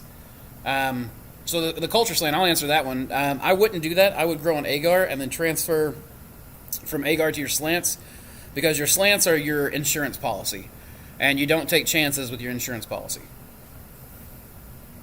As far as the other stuff, I don't know if... I know, Jesse, you're a big agar guy. What would you go for expansion after that? Well, here's one that I just did on 7 days ago. this year, mother of pearl. Okay, wow, that grew in fast, huh? I told you. So last night it was this plate was probably about 60 to 70% colonized, and now it's edge to edge. Now, when you come off, well, it depends. Are you doing it just to test it? I don't. I not only do I test it, but I use my agar for cultures. So after that, I would have taken a transfer before it reached the edge, and you want to take a transfer from the leading edge of the mycelium as it's expanding, because there's less likely chance, if there is like a hidden contaminant, that you can catch a contaminant in there. So I would probably say between 60 and 70% long before this. you can transfer from this. I'm sure it'll be just fine. But if you want to use the petri dish, if you want to use it as a culture for grain spawn, you want to do a secondary transfer after your initial your test drop. And when we're saying like test it to agar, just shake it up and do a couple of drops, on an agar plate, just one or two, and that's it. So I hope I answered it. Yeah, I think that's a good way to go, man. I prefer going from LC to grain, but I do usually use agar to test. But I mean, I use agar for breeding mushrooms because that's the easiest place to select, mushroom colonies from. There's a bunch of reasons to use agar, but I think for just bulk inoculate, LC's the best. But like what you're talking about, where you're wanting to select for sterility, agar, you can see it clearly, like especially there on that leading edge. And then also when you go from the leading edge, it's like what we were talking about, I think you and I were talking about last night, Jesse, or maybe it was Adam Bolton and myself, but as mycelium's growing, they can open up those filaments to where, they can pack each cell's got a nucleus. Well, those nuclei, they can open up basically the gates between cells and pack the ends with nuclei. And they'll leave a few back here in reserve, but when you select from that leading edge, you're selecting a lot more of the replicatable material, basically, right? So you're getting, not only is it a little bit faster, but you're also getting a little bit more genetic diversity by selecting from that leading edge. And so it kind of serves a multifold purpose where you're getting the cleanest that you can see, and you're getting really the best growth strategy that you can possibly get. So I want to address a question earlier. Someone was asking what's the best way to grow pink oysters, and I know that we've all been talking about getting together a good data sheet on each strain and its best parameters of growth and all of that stuff. So Jesse's also talked about it, and a few other people. Step 1. Don't drop the petri dish in your grain spawn. Yes. It's almost guaranteed to contaminate. If you have to stick your arm halfway down your grain spawn bag to fish out a petri dish, somebody recommended next time that happens, just seal the bag. Yep. I'm like, gosh, why didn't I think about that? Just seal it. Leave it in there. Don't go after it. Man, I made it till this morning, and I was just so upset. Hey, I'm sorry to interrupt, Samantha. Go ahead. The pink oysters. Go ahead. I interrupted. You're fine. I was just saying that we're getting together parameters on all the strains, and we'll be publishing those. And Yeah. We've been building what we're calling the mushroom archive. So whoever was asking about that, I didn't see the name, but we're hoping to have good grow parameters for every strain that we can list, as well as expected yields in our grow room as like a baseline. And I think, Jesse, you said you were already taking data on some of your stuff too? You bet. Yeah. So, I mean, hopefully we'll have all this stuff together where we can give, like, instead of having, like, giving a verbal answers, be like, yeah, just go check out this sheet and you'll see everything you want. But as far as pinks go, I just fruit them like I do every other oyster. The best thing to do is just have... we've had them fruit really well up into the lower 90s, right? Yeah, we've had pinks fruit pretty well in the lower 90s, and then we've got some growing right now. We've had them grow in the 50s, like around 55. And the color that we've got that come out on this is almost like a blood red, though they grow really slow. We've also collected a few different strains of pinks. We had quite a few different colors there for a little bit, all the way down to a really light color, salmony sort of look, and then to a really hot pink. So Yeah, just but the kind simple of thing pick your is strains really well. most pinks are gross. It's true. What it is, everything mushrooms is the best pink that we found. Everything mushrooms has the best pink strain I have found, hands down. That's the one in our library. Tastes like bacon. Somebody was asking where to find that one. That's the everything mushrooms is the bacon pink. Most of them just That's taste the one. That's the bacon one. I'm writing that down right now because everybody keeps asking. Nobody can remember where it's at. Yeah, that's the. I couldn't remember. I think you asked me the other night and I couldn't remember. But yeah, that's the one that's got that bacon-y flavor. Like everyone else will grow pink oysters out and be like, yeah, it's the bacon mushroom, and it's like, no, it's not. If you don't have that right strain, because it is very strain dependent from what I have found. Are your beards real? Are our beards real? No, I have to stitch it on every morning. It's a hairpiece. You both stitch it on pretty good. Ben and I'll get in these So, beard fights occasionally. I have a little bit of a beard, but There's mine. Ta-da! you know, it's attached. It's an Apollo hair system. Apollo hair system. Yep. John Grady. Hey, John. John says, I heard that tomentose growth doesn't fruit well, but rhizomorphic does. Can you attest to this or expand on the topic of isolating growth? In my experience, there's very few strains that actually grow rhizomorphic mycelium. I think I've seen it in Stropharia, like the wine cap will do it. You always see pictures of like cubensis does it. Really, it's like the dung glovers that I've seen that do much in the way of rhizomorphic growth. Most of the time, oysters that just have a cottony kind of look to them is my experience. So, and then, what is everyone's favorite mushroom to eat? King's hand down. No. Lion's mane. I think those piopinos, man. I'm really digging those right now. So I like piopinos, I'm but personally a fan of chestnuts. you can't beat a shiitake. Like it's just you can't. No, like I love shiitake, but I think that the old road oyster is now my favorite, just hands down. So I do like the old road, and like I said on the chat, the King Blue is still really up there. It's got a piece of my heart stuck in it.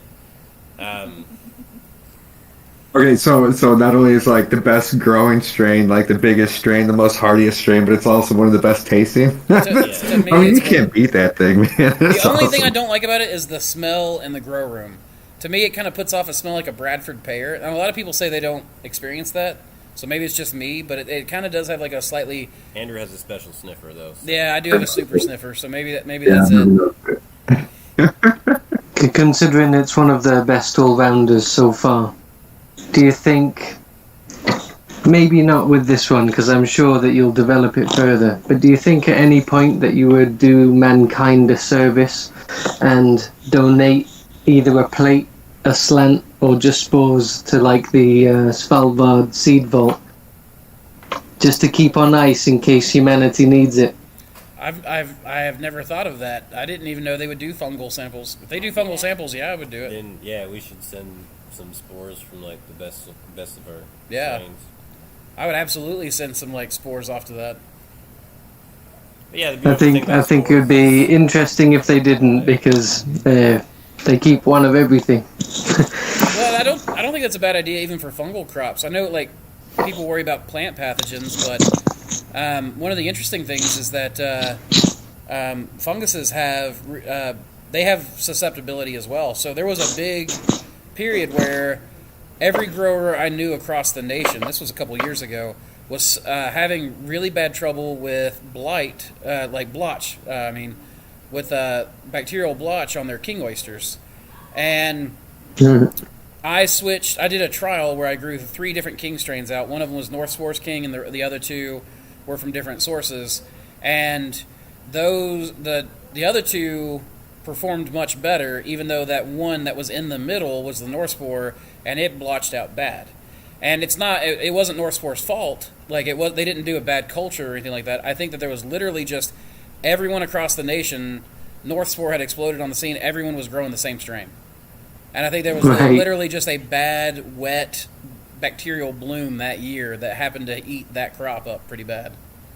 So Well, it was like the potato famine. It wasn't that the potato cultures suddenly were not good cultures. The problem is that they were good, and so everybody started growing the same thing. right, And they were all genetically identical. right, And then when there was a certain type of mold or a fungus, whatever, Yeah. the blight that came in and took out the potatoes, then everybody happened to be growing that potato. And so it was just the same thing with the king. It wasn't like they had a bad culture. It was just yeah. I mean, they and were susceptible to that's- what was on the wind that year. yeah, that's actually an interesting point because potato culture is actually very similar to mushroom culture, and that we're all pretty much growing clones. Like, you know, you get a few people producing Attack of the strains, clones. right? And then, but like if you know, let's say that I'm shipping out mother of pearl to a bunch of farms across the country, you know, King Blue, that kind of thing. Those are all clones of my original, so they all have the same genetic information. So if there ever was, well, yeah, ish.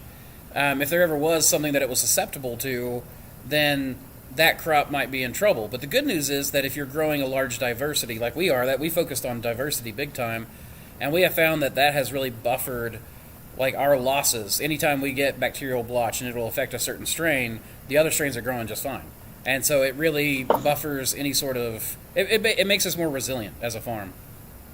Is it worth taking a sample from some mushrooms that have experienced that strain of blotch and then try to breed them further? Because they should have like an inherent memory of it, that they may be more tolerant to it if they were to encounter it again. So that's a really good question, and we just had someone pop into the chat who I think could answer that. Adam, you wanna introduce yourself really quick and then maybe answer that question?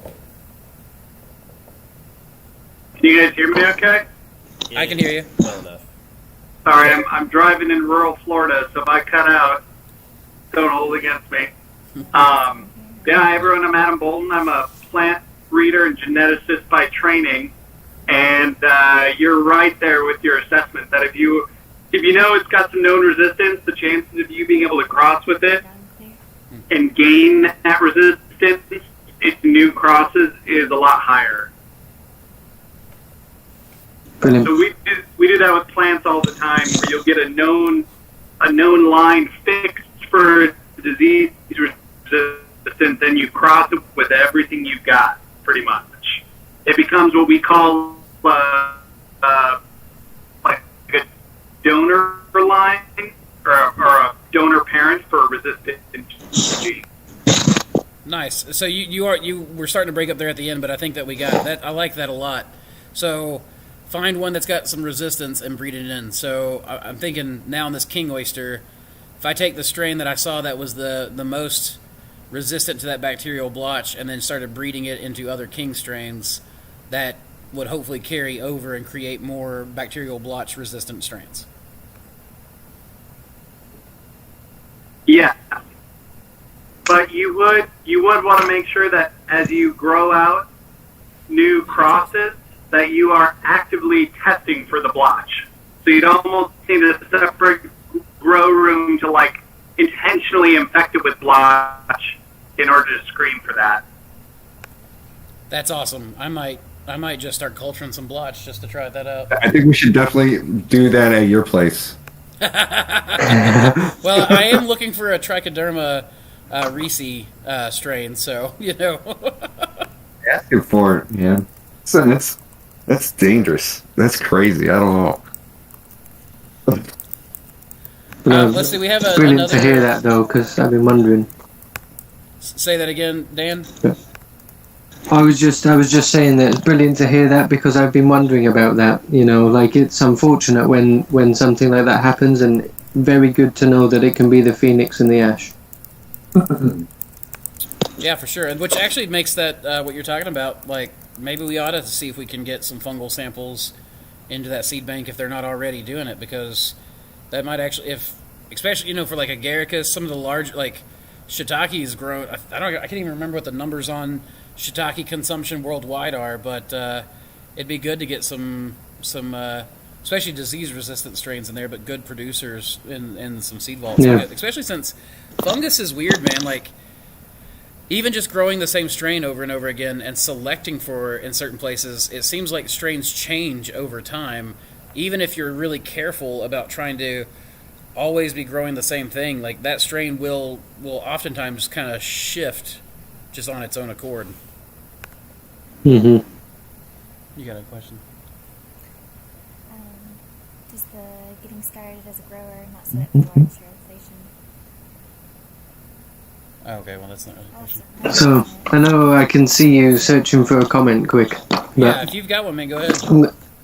I'm going to run a query past you, because I was speaking to Jesse about it earlier, and I was thinking, somebody had mentioned not long ago about the fact that you find people out there where they'll grow a watermelon or an apple or something, and they'll encase it and allow it to grow into the space that it's going to occupy, right?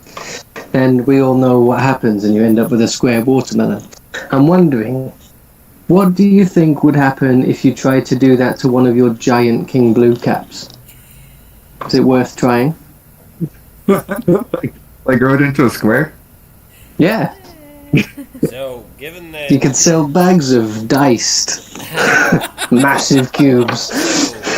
So, we've had it grow in between blocks, and it will definitely form to the side of the block.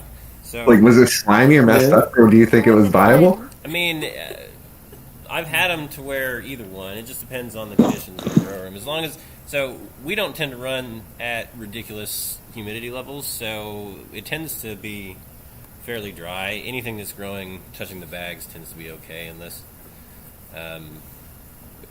it's getting old and gross on its own. But yeah, it would be fine. So as far as encasing one of the King Blues, sure. Just put a square block, equidistant from the hole that you cut in it, and just pin it to the bag, and just let that sucker grow right in.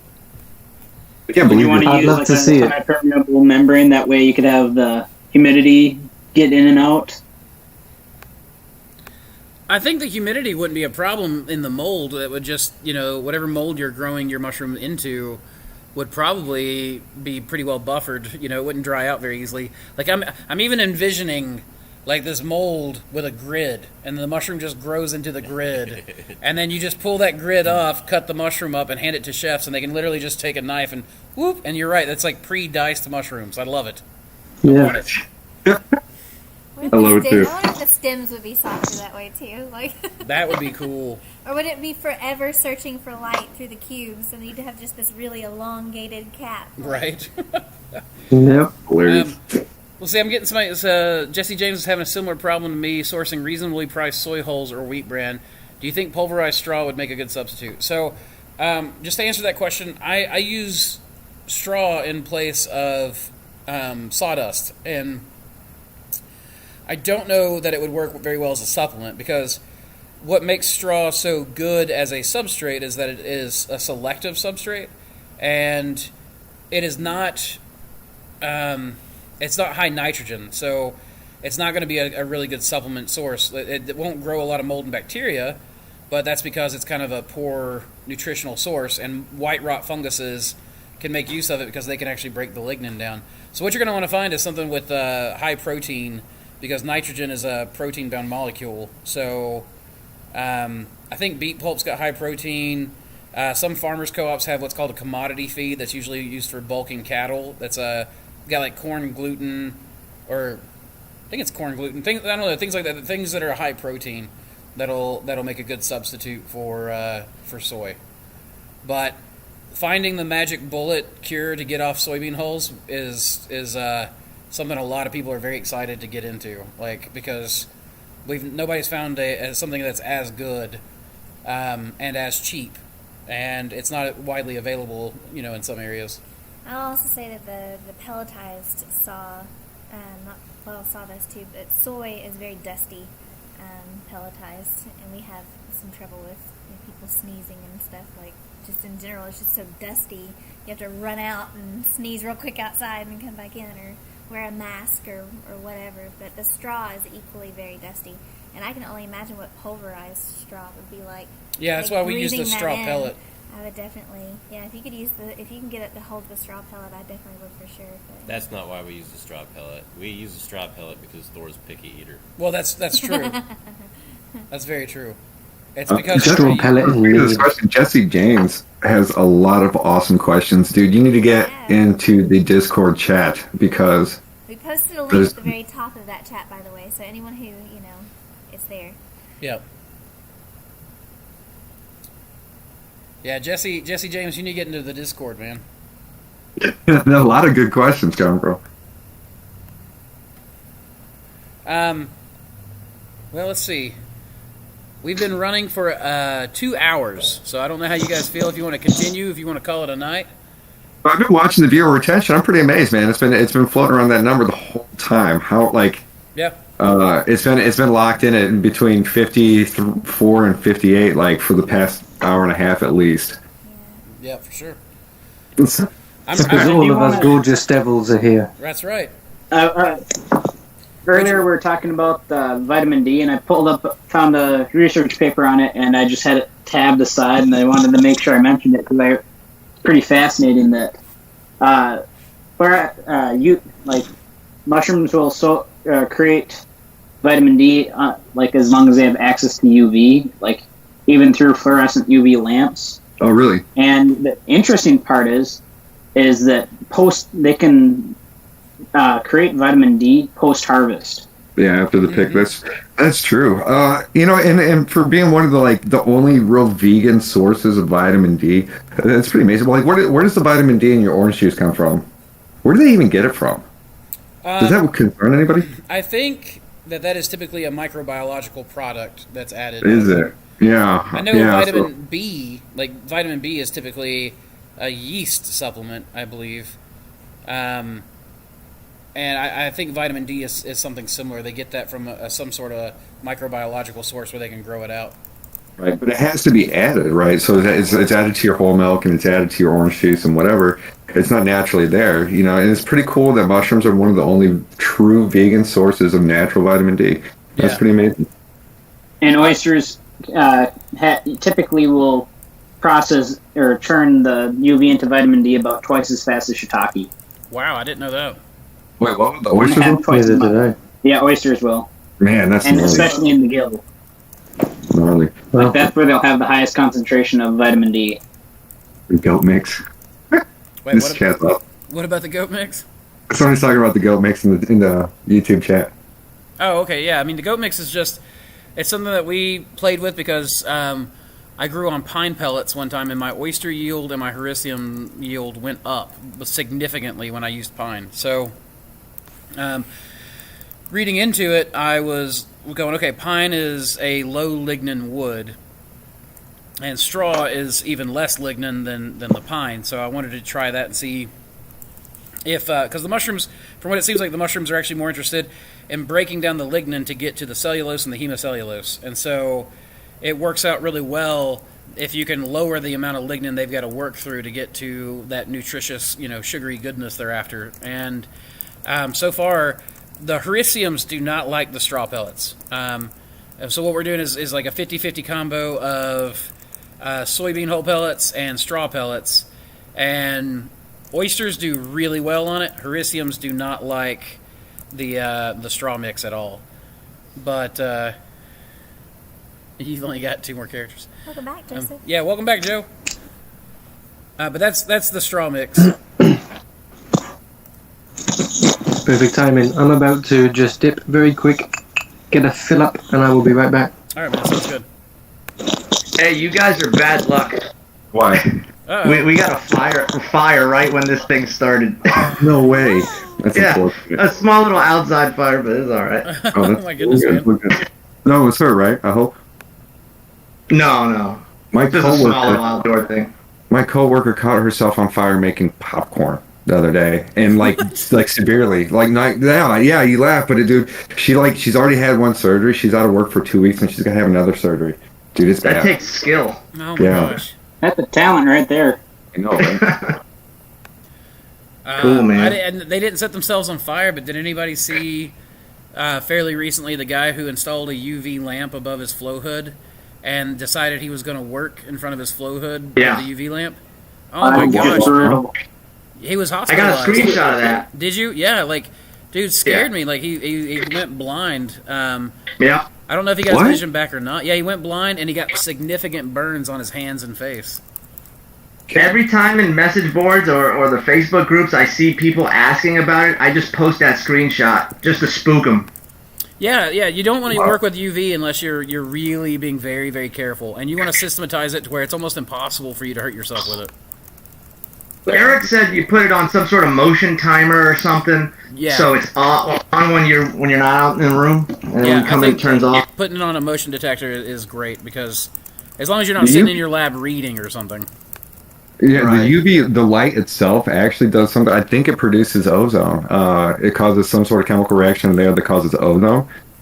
Because, I've read that, and then two, I could smell it whenever I plugged in my UV light just for a little bit. You could smell the ozone by it. That's pretty wild. Yeah. Hey, have y'all started putting UV lights in your humidity tote yet? That shit is awesome. Is it? See, we were talking about that. We were just talking right? about that. Yeah, I think I'm going to, but I haven't done it yet. But Jesse, did you say Ben Dooley's done it?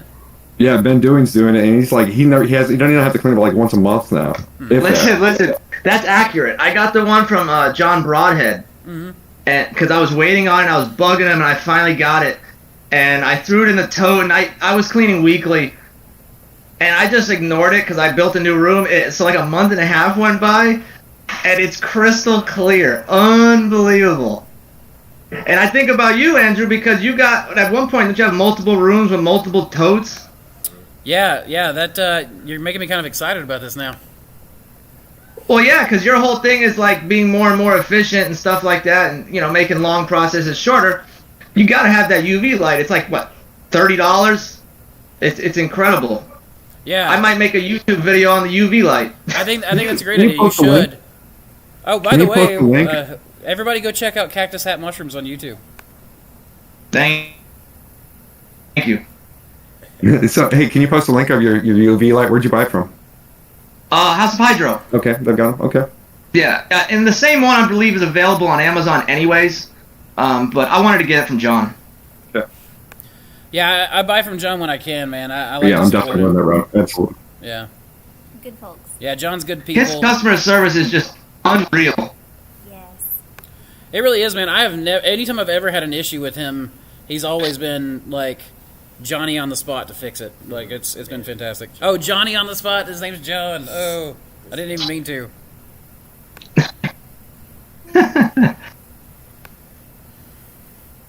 Yeah. He'll do outlandish things that are like a horrible business model. That's how good his customer service is. Like I had a transducer go out just from old age, and he replaced it. like Yeah, man. for like chump. Yeah, he'll do that kind of thing, and I think it brings him more business than he loses, in that one exchange, which is a good thing to do. Like I really, one of my favorite quotes I've ever heard is that the worst insult that you could say about somebody is that they're not interested in return business, and John is definitely interested in return business. So that's probably like the biggest compliment you can give, right? Yeah, he's A awesome. lot of repeat questions. I try not to even deal with anybody else if I can help it. Like if he sold other mushroom cultivation supplies, I'd probably buy from him. Unicorn bags having hard filters on them. Have we ever tried anything like that? As well as getting unicorn bags that were auto. Secrets don't make friends, guys. Do what? Oh, sorry. Yeah, Samantha's telling me about all the questions that I've not gotten to yet. So Yeah, I'm trying to keep up with them. yeah, we've had multiple people ask about the goat mix. I think that I answered that, but it's just a goat mix is a 50-50 mix of straw pellets and soybean hull pellets. We hydrate to about a 6. I mean, it's so I say that it's 50-50. It's 50-50 by volume because when. So the simple reality is we throw it in the same hopper as the sawdust, and it happens to be more dense. So you actually get about an extra half pound to a pound of straw more of those pellets. So you're talking about 2.5 pounds of soy to 3 to 3.5 pounds of the straw dust. Here's my. I'll just And link it. I can copy and paste it, can Well, that's weird to hear. Straw dust. Right? Is it hard to say straw dust? It is hard to say straw dust. No, it's easy. It's It's hard to hear. But anyway, and that's 7 pounds of water. So It's only hard to hear when Ben says it. Oh, just say, like, so you're so used to hearing sawdust, and you say straw dust, and I'm like, wait, did he meant to say sawdust? No, he meant to say straw dust. Yeah. Anyway, so it's a little dry compared to the Masters mix, is what I was getting at. Yeah. Yeah, I'm actually wanting to create. That's why I want the 2 baggers. I want an oyster bagger that's for the goat mix, and I want to deposit more water in it. So it's going to come out. My oyster bags will come out to roughly 19, 20 pounds by the time we're done. And then I want to have another bagger that's the master mix bagger. Because secretly Andrew hates his employees and wants their wrists to suffer. Oh, come on. So one of the exciting things about the goat mix is I've trialed putting oyster mushroom LC straight to the goat mix. This is the fun part. And it's taking. So if that's the case, and we can get the LC straight to bagging, or straight to the fruiting mix, then my employees won't even have to shake that 20-pound bag. Then we're just going to get a big old cattle inoculator. That's right. And then just jab those bags and pull that trigger and just bulk inoculate with the vaccine cattle gun? immunization gun. Yep. What's the price of that? Of the straw? Yeah. The straw is only about, oh man, I cannot remember. It comes out to maybe being like, what do we think would come up to? Like another penny per bag? I don't know. That's not accurate, though, because we're actually running fewer bags per... Well, that's true. So it's something like 2 or 3 pennies per bag is what I'm going to estimate. I've got to sit down and rerun the numbers, but it's something like that. Yeah, I don't know. I don't know if you... Can you see the repercussions and implications of that? I mean, the ability to go straight from liquid culture to a bulk substrate without having to use a spawn. So this isn't anything new. The issue is that it hasn't really been done much on supplemented Right. material. But like Hugh Brewer, back when Andrew was first learning from him, he would go to pure, like bags of just pure sawdust with LC of lion's mane. Lion's mane, yeah. And Lion's mane is that's what how he he would would do grow it. lion's mane. It would do fine. But it seems like the LC doesn't deal well with the supplementation. Yep. That's fascinating. That's really interesting. Yeah, So, Chaka? I'm really hoping that we can do it and keep up. All I've done right now is like some of the new crosses that the straw mix has been taken off on. I think that it's going to, depending on how we inoculate, it'll probably slow down our incubation run because so far it is going a little slower than just a bag of grain spawn being injected with liquid culture. But I mean, your labor savings would be big enough that I think it would be worthwhile to just do it and then lay into incubation. How much did you inoculate with? So I did 5-pound test bags of the. So like it was 2.5 pounds of. No, sorry, it was a pound of straw and a pound of soybean hulls, and 3 pounds of water to make a 5-pound bag. And I used 10 cc's of liquid culture per bag. So this is actually one of the reasons why I was talking about how the straw dust bags, the goat mix bags, are heavier, is because the fact that they're drier is one of the things that I'm wondering if it has an impact, because that extra 10 cc's makes, I mean, it could, so the 60% is what we found maximized the total yield of our space, not necessarily the bag. You can go heavier for the bag, but then it takes longer to colonize, so you have to have more blocks in the same space, which means your yield.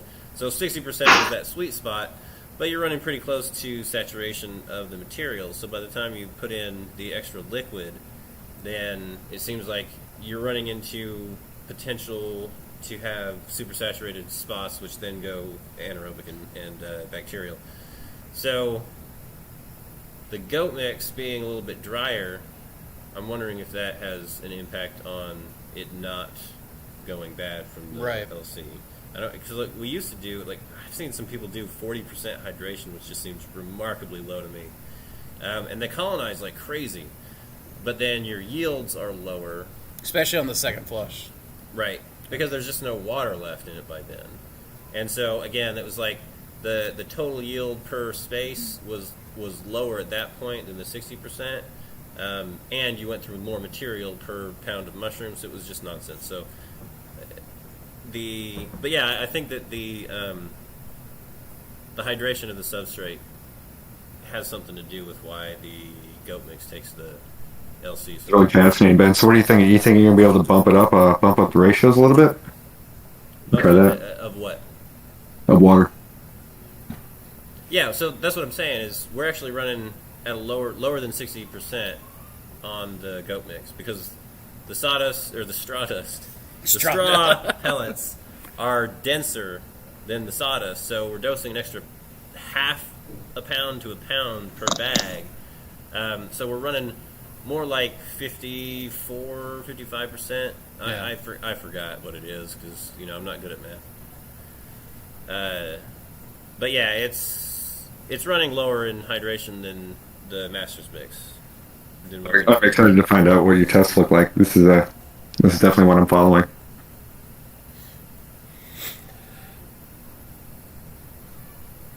Hey Andrew, have you considered going to a full cart operation yet? Just a bunch of wire carts in the grow room instead of shelves? Yeah, so the grow rooms that Ben and Bill are building out our new grow rooms. So you guys have seen the one grow room we've got now on the YouTube channel, but we've got 2 more of those going in. It's just one. It's just twice as big. Right. It's all going to be the same room. Right. Andrew keeps saying 2 more because it makes him feel better. It is the size of 2 of those rooms put together. So it's a single we're room. Tripling our available grow space. Hi, Jesse James. Oh, we got Jesse James on. Nice. Yes. So, what was the question? Carts. I was asking if you considered going to a full cart operation, because I did, and it's a game changer. Yeah, that's what we're doing right now, actually. When we bought out that farm that was in Atlanta that was going out of business. And it was specifically the baker's racks that I wanted, and then that jerk just kept giving me better deals than what I could pass up on everything else. So by the time we're done with it, we walk out with like $15,000 shelving and a frickin' walk-in cooler, and HVAC and the HRV. And so what we're doing is we're planning on going from the shelves that are wood and PVC right now are going to stay the way they are for now. Once we make use of all the wire racks all these racks over here on the other side of Andrew's there we go. head. I saw them in the videos. Yeah, we're going to start using those pretty much exclusively in which means we're going to need to get some more, right? Because we're actually running short at this point. My hope is that I can just use the money from the current operation, the current shelving that we bought from the Atlanta farm, to earn the more money, to buy new shelving, to increase more money and buy more shelving. More money. It's not cheap, but like you said earlier, the labor is worth it. I mean, the whole cleaning of my grow room now is a 30-minute operation. You just pressure wash everything, you pressure wash the carts, and you just move on with your life. Fantastic. Yeah. Yep. Where are you getting your carts from? I just get the Amazon Basics one. Okay. It's like $60. They also have auctions. Yeah. Yeah, if you want some high-quality stuff, find your local auctions. Oh my god. You get these like 5-tier 48 by 24 racks for like $30. It's insane. I think Cyrus Lester walked out with like 2 commercial refrigerators for like $50 at one point. Yeah, that Cyrus is a scrapper for sure, man. Ben Dueling will have some pro tips for that as well. He is a savvy boy. Oh yeah. No, I just did that Amazon Basics $60 rack. I can only fit 3 12-pound blocks per shelf. So I'm like, Yeah, that might be right. I fit 4 10-pound blocks each shelf, so 20 each rack, fruiting off one side. So we're doing it's 20 on each side for our shelves. Nice. how many per shelf? It's 4 on one side, 4 on the other, so it's about 8 per shelf. And then you 48 inch wide ones. Yeah, but that won't go very well 18? in the grow room because they're saggy bottoms hanging over the edge. Yeah, they're. I'm going to fruit them like that. That's what we're doing with the saber-tooth and stuff. Right, but all I'm saying is, Fair enough. by the time you have a fruit cluster pulling off the edge, then that. Yeah, You're gonna have we'll a bunch probably switch over to doing, instead of Sky 4 on each divers. side, we'll probably do 3 on each side. Well, that's not even what I'm talking about. I'm just saying I'm not actually as impressed with the 18-inch. You don't think so? Shells as what Austin was. Fair enough. I mean, if I'm wrong, So the 18 inch. I just don't think it's going to be stable in the grow room. Gotcha. What'd you say? Okay, Jesse? so the 18 inch wide, you're putting 4 per side right now, and you're not happy with that, is what you're saying? Yeah, are you going to get one, Ben, or? Yeah, that's what it sounds like he's saying. The 18-inch you don't like because they hang off the side? I was thinking about taking my computer and walking around with it. You think that's okay? I would think that'd be And okay. it depends how much it's hanging off too. Right. Because I find if it hangs off a little bit, Watch out it's the actually power. really good for a lion's mane because it doesn't start growing around the metal of the of the rack. Yeah. Really? Here, let me... Okay. Alright, so. Yes, you know we love it when you're mobile. Right? So you got that much of the bag hanging off the side, and I've seen dive bombers on the grow room shells, piles. And you're doing out of your side fruiting them out of the actual side, not the face. Yes, yeah, that's how I do it, just like that. Drop them on their side. I don't know. See, I'm not involved in production because. Because he doesn't want to be. That's work. Because Hey, have you considered I not do folding exactly over the what I top want. and all that? Not doing what? Doing the the whole, letting the air out, fold the top over. I just leave them on the rack and fruit them early, and I'm never going back. He's talking about like, just fruiting them like that, but leaving the top like that. I don't know, man. Yeah, I saw your video. Yeah, I don't do production. Yeah, with the Thor bagger, I saw there at the end where you had the lion's mane. And it looked lion's like you mane. were getting a lot of fruiting still happening in the top. Is that not cutting down on your Naturally, yields? but I ignore it because it just aborts, and I end up getting 3-pound fruits anyways in the front. So I kind of just don't care about it. It's kind of like ignoring the pins of the oyster pins and the king blue blocks, and you just Yeah. let them abort. And same Okay. idea. I'll try some out and see if I like that. Yeah, just do like one side of a rack or something, or just one shelf or something. Yeah. Okay. Just fruit it early, which I think you already said you do anyways. I think you mentioned a while ago you just fruit your lion's mane early.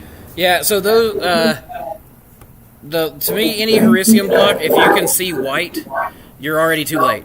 It should look like an uncolonized oyster block.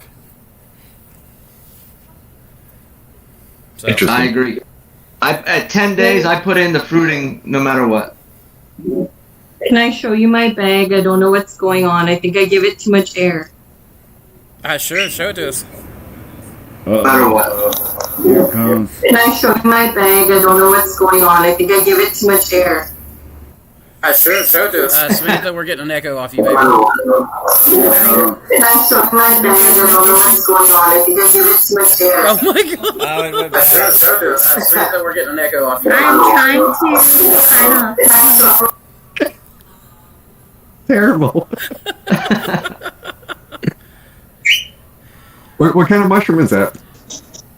This one is a blue oyster. Can you biggie size her screen?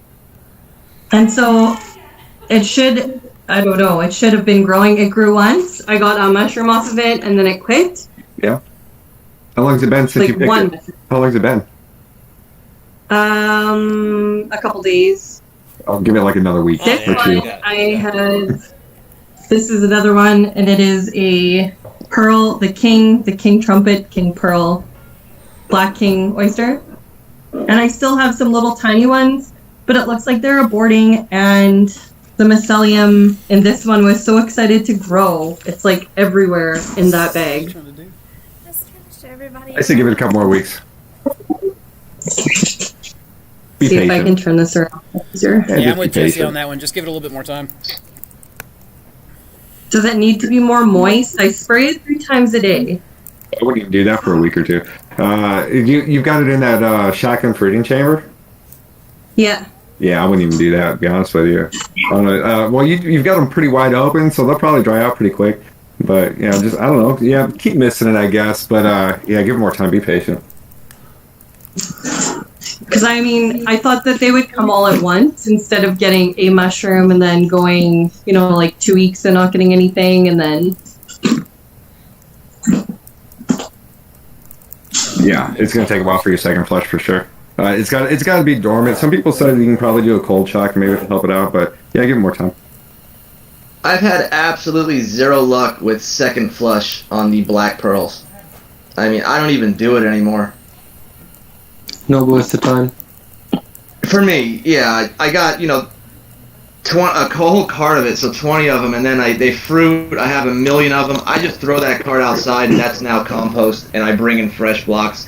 That's how unreliable, to me, the second flush of those mushrooms are. One and done. I wonder if that's just telling to your mix, though. Maybe they're utilizing everything on that first flush and there's nothing left. Could be. Could be. I just haven't done anything to see if I could get it to second flush. You know, I haven't tried a rehydration or. I think Eric Myers gets a mister in his grow room and he hoses them down. He did that in one of his videos after the first flush, but I haven't tried it and I don't really want to waste the time to do it. Yeah. And he's in Florida too, so it's a lot different. True. Eric Myers is? No, me. Oh, you are. No, so how is that black pearl? Is it pretty awesome? Is that a good hardy mushroom? Does it grow really well? Oh yeah, yeah, I love it. I mean, and I get requests for it all the time. And there's a lot of value there for the customers. You know, you're talking the whole thing is edible, and it's a great selling point. You could tell them this whole thing is edible. It's perfect to recreate scallops.